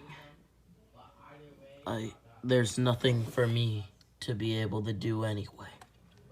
Kurama would no longer control Naruto's body, as Naruto's body would fall to the floor in front of Konan, who would, well, for lack of a better word, be surprised. She would then remark that the boy must have hit his limits, as Sakura from the sidelines watched Naruto's pale body fall to the ground. As Sasuke fought against Itachi, wind would, well, be everywhere, as this was now Naruto's will. He had an ability that not much knew of. Naruto himself would now be conscious, as he screamed a roar like none other. He would then yell out that the Leaf Village will not lose. Naruto would then use the special ability known as the Izanagi, as all of his wounds would be healed. I guess I was wrong. I won't be dying today. Oh, and you, Fourth Hokage, I don't know why you've been here, talking to the Nine Tails, but don't worry, today the Leaf Village will not fall. Naruto would then kill Konan with one slash of his sword. He now grabbed his sword because he was much more calm, realizing, at least, well, when he was out of his, I guess you could call it, berserk stage, that he had a sword, that he had the Izanagi, that he had his friends, that he had the Nine Tails of Chakra, that he had all these things that he didn't realize. Naruto would now go after the two men who he, hearing from, well, Minato, were immortal, Kakuzu and Hidan. Naruto would quickly pick up a huge rock as he would slam it down onto their bodies. This would render them immobile, at least for the moment, as they were not able to break this massive rock. But there was also another reason. Naruto was physically keeping there was something that he called barrier. This basically meant that they could not escape the barrier of chakra that was around them that Naruto had created. As you do know that in some cases, the Nine Tails chakra can actually be poisonous to some, and that's what it's basically doing here. We actually have seen this in Boruto. Now, with that being said, Naruto would defeat all of the Akatsuki members except for one, with his hacks and the Izanagi, stuff like that. That person being Obito Uchiha, or the Masked Man, or Tobi, whatever you want to call him. This is where Obito would lay down all the facts, as, well, Naruto, within his mind, would figure out that Minato is his father. And, well, in his mind, he would have a very nice time with him. But he also figured out that Obito is his student, as Naruto would try to relay this to Obito, who wasn't buying it. Who wasn't buying that Naruto even met his sensei. It, well, is technically speaking, impossible without something like the Edo Tensei. With that being said, Naruto would have to take him out the good old-fashioned way. But he did have help. Basically, the whole Leaf Village was backing him. At least all the Leaf Village that was alive. So most of, like, the key players, like the main dudes, so to speak. Like Jiraiya, Tsunade, Kakashi, Guy, you know, Asuma, Kurenai, they were all backing Naruto. And, well, Kakashi had his Mangekyo Sharingan now, since he had seen many people die, and basically a lot of just traumatic memories had, you know, sprung about. And he had been able to counter Obito's Kamui, even though it was just something that came innately.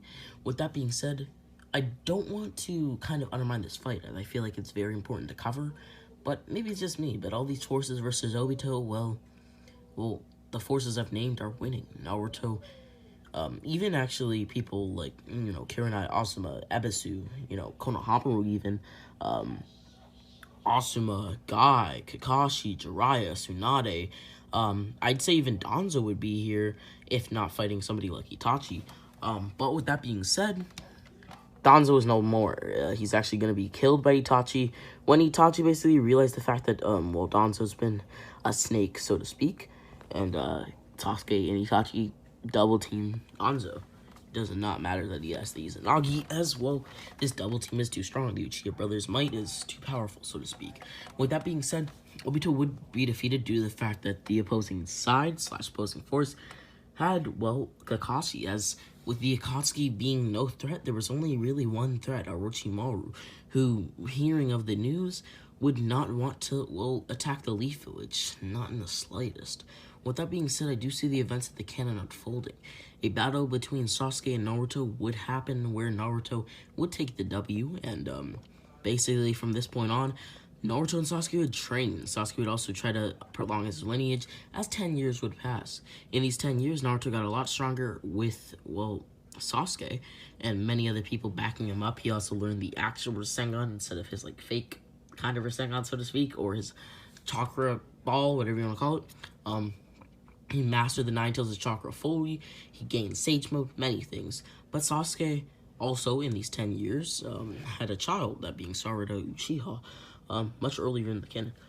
Same with Naruto. But with that being said, I'm going to say that Boruto goes exactly how it's going to go in the canon, as we don't actually know what happens. And if you could not tell, this is a finale to What If Naruto Had the Izanagi, Part 6. With that being said, this was a pretty good series. A quick one, but a pretty good one.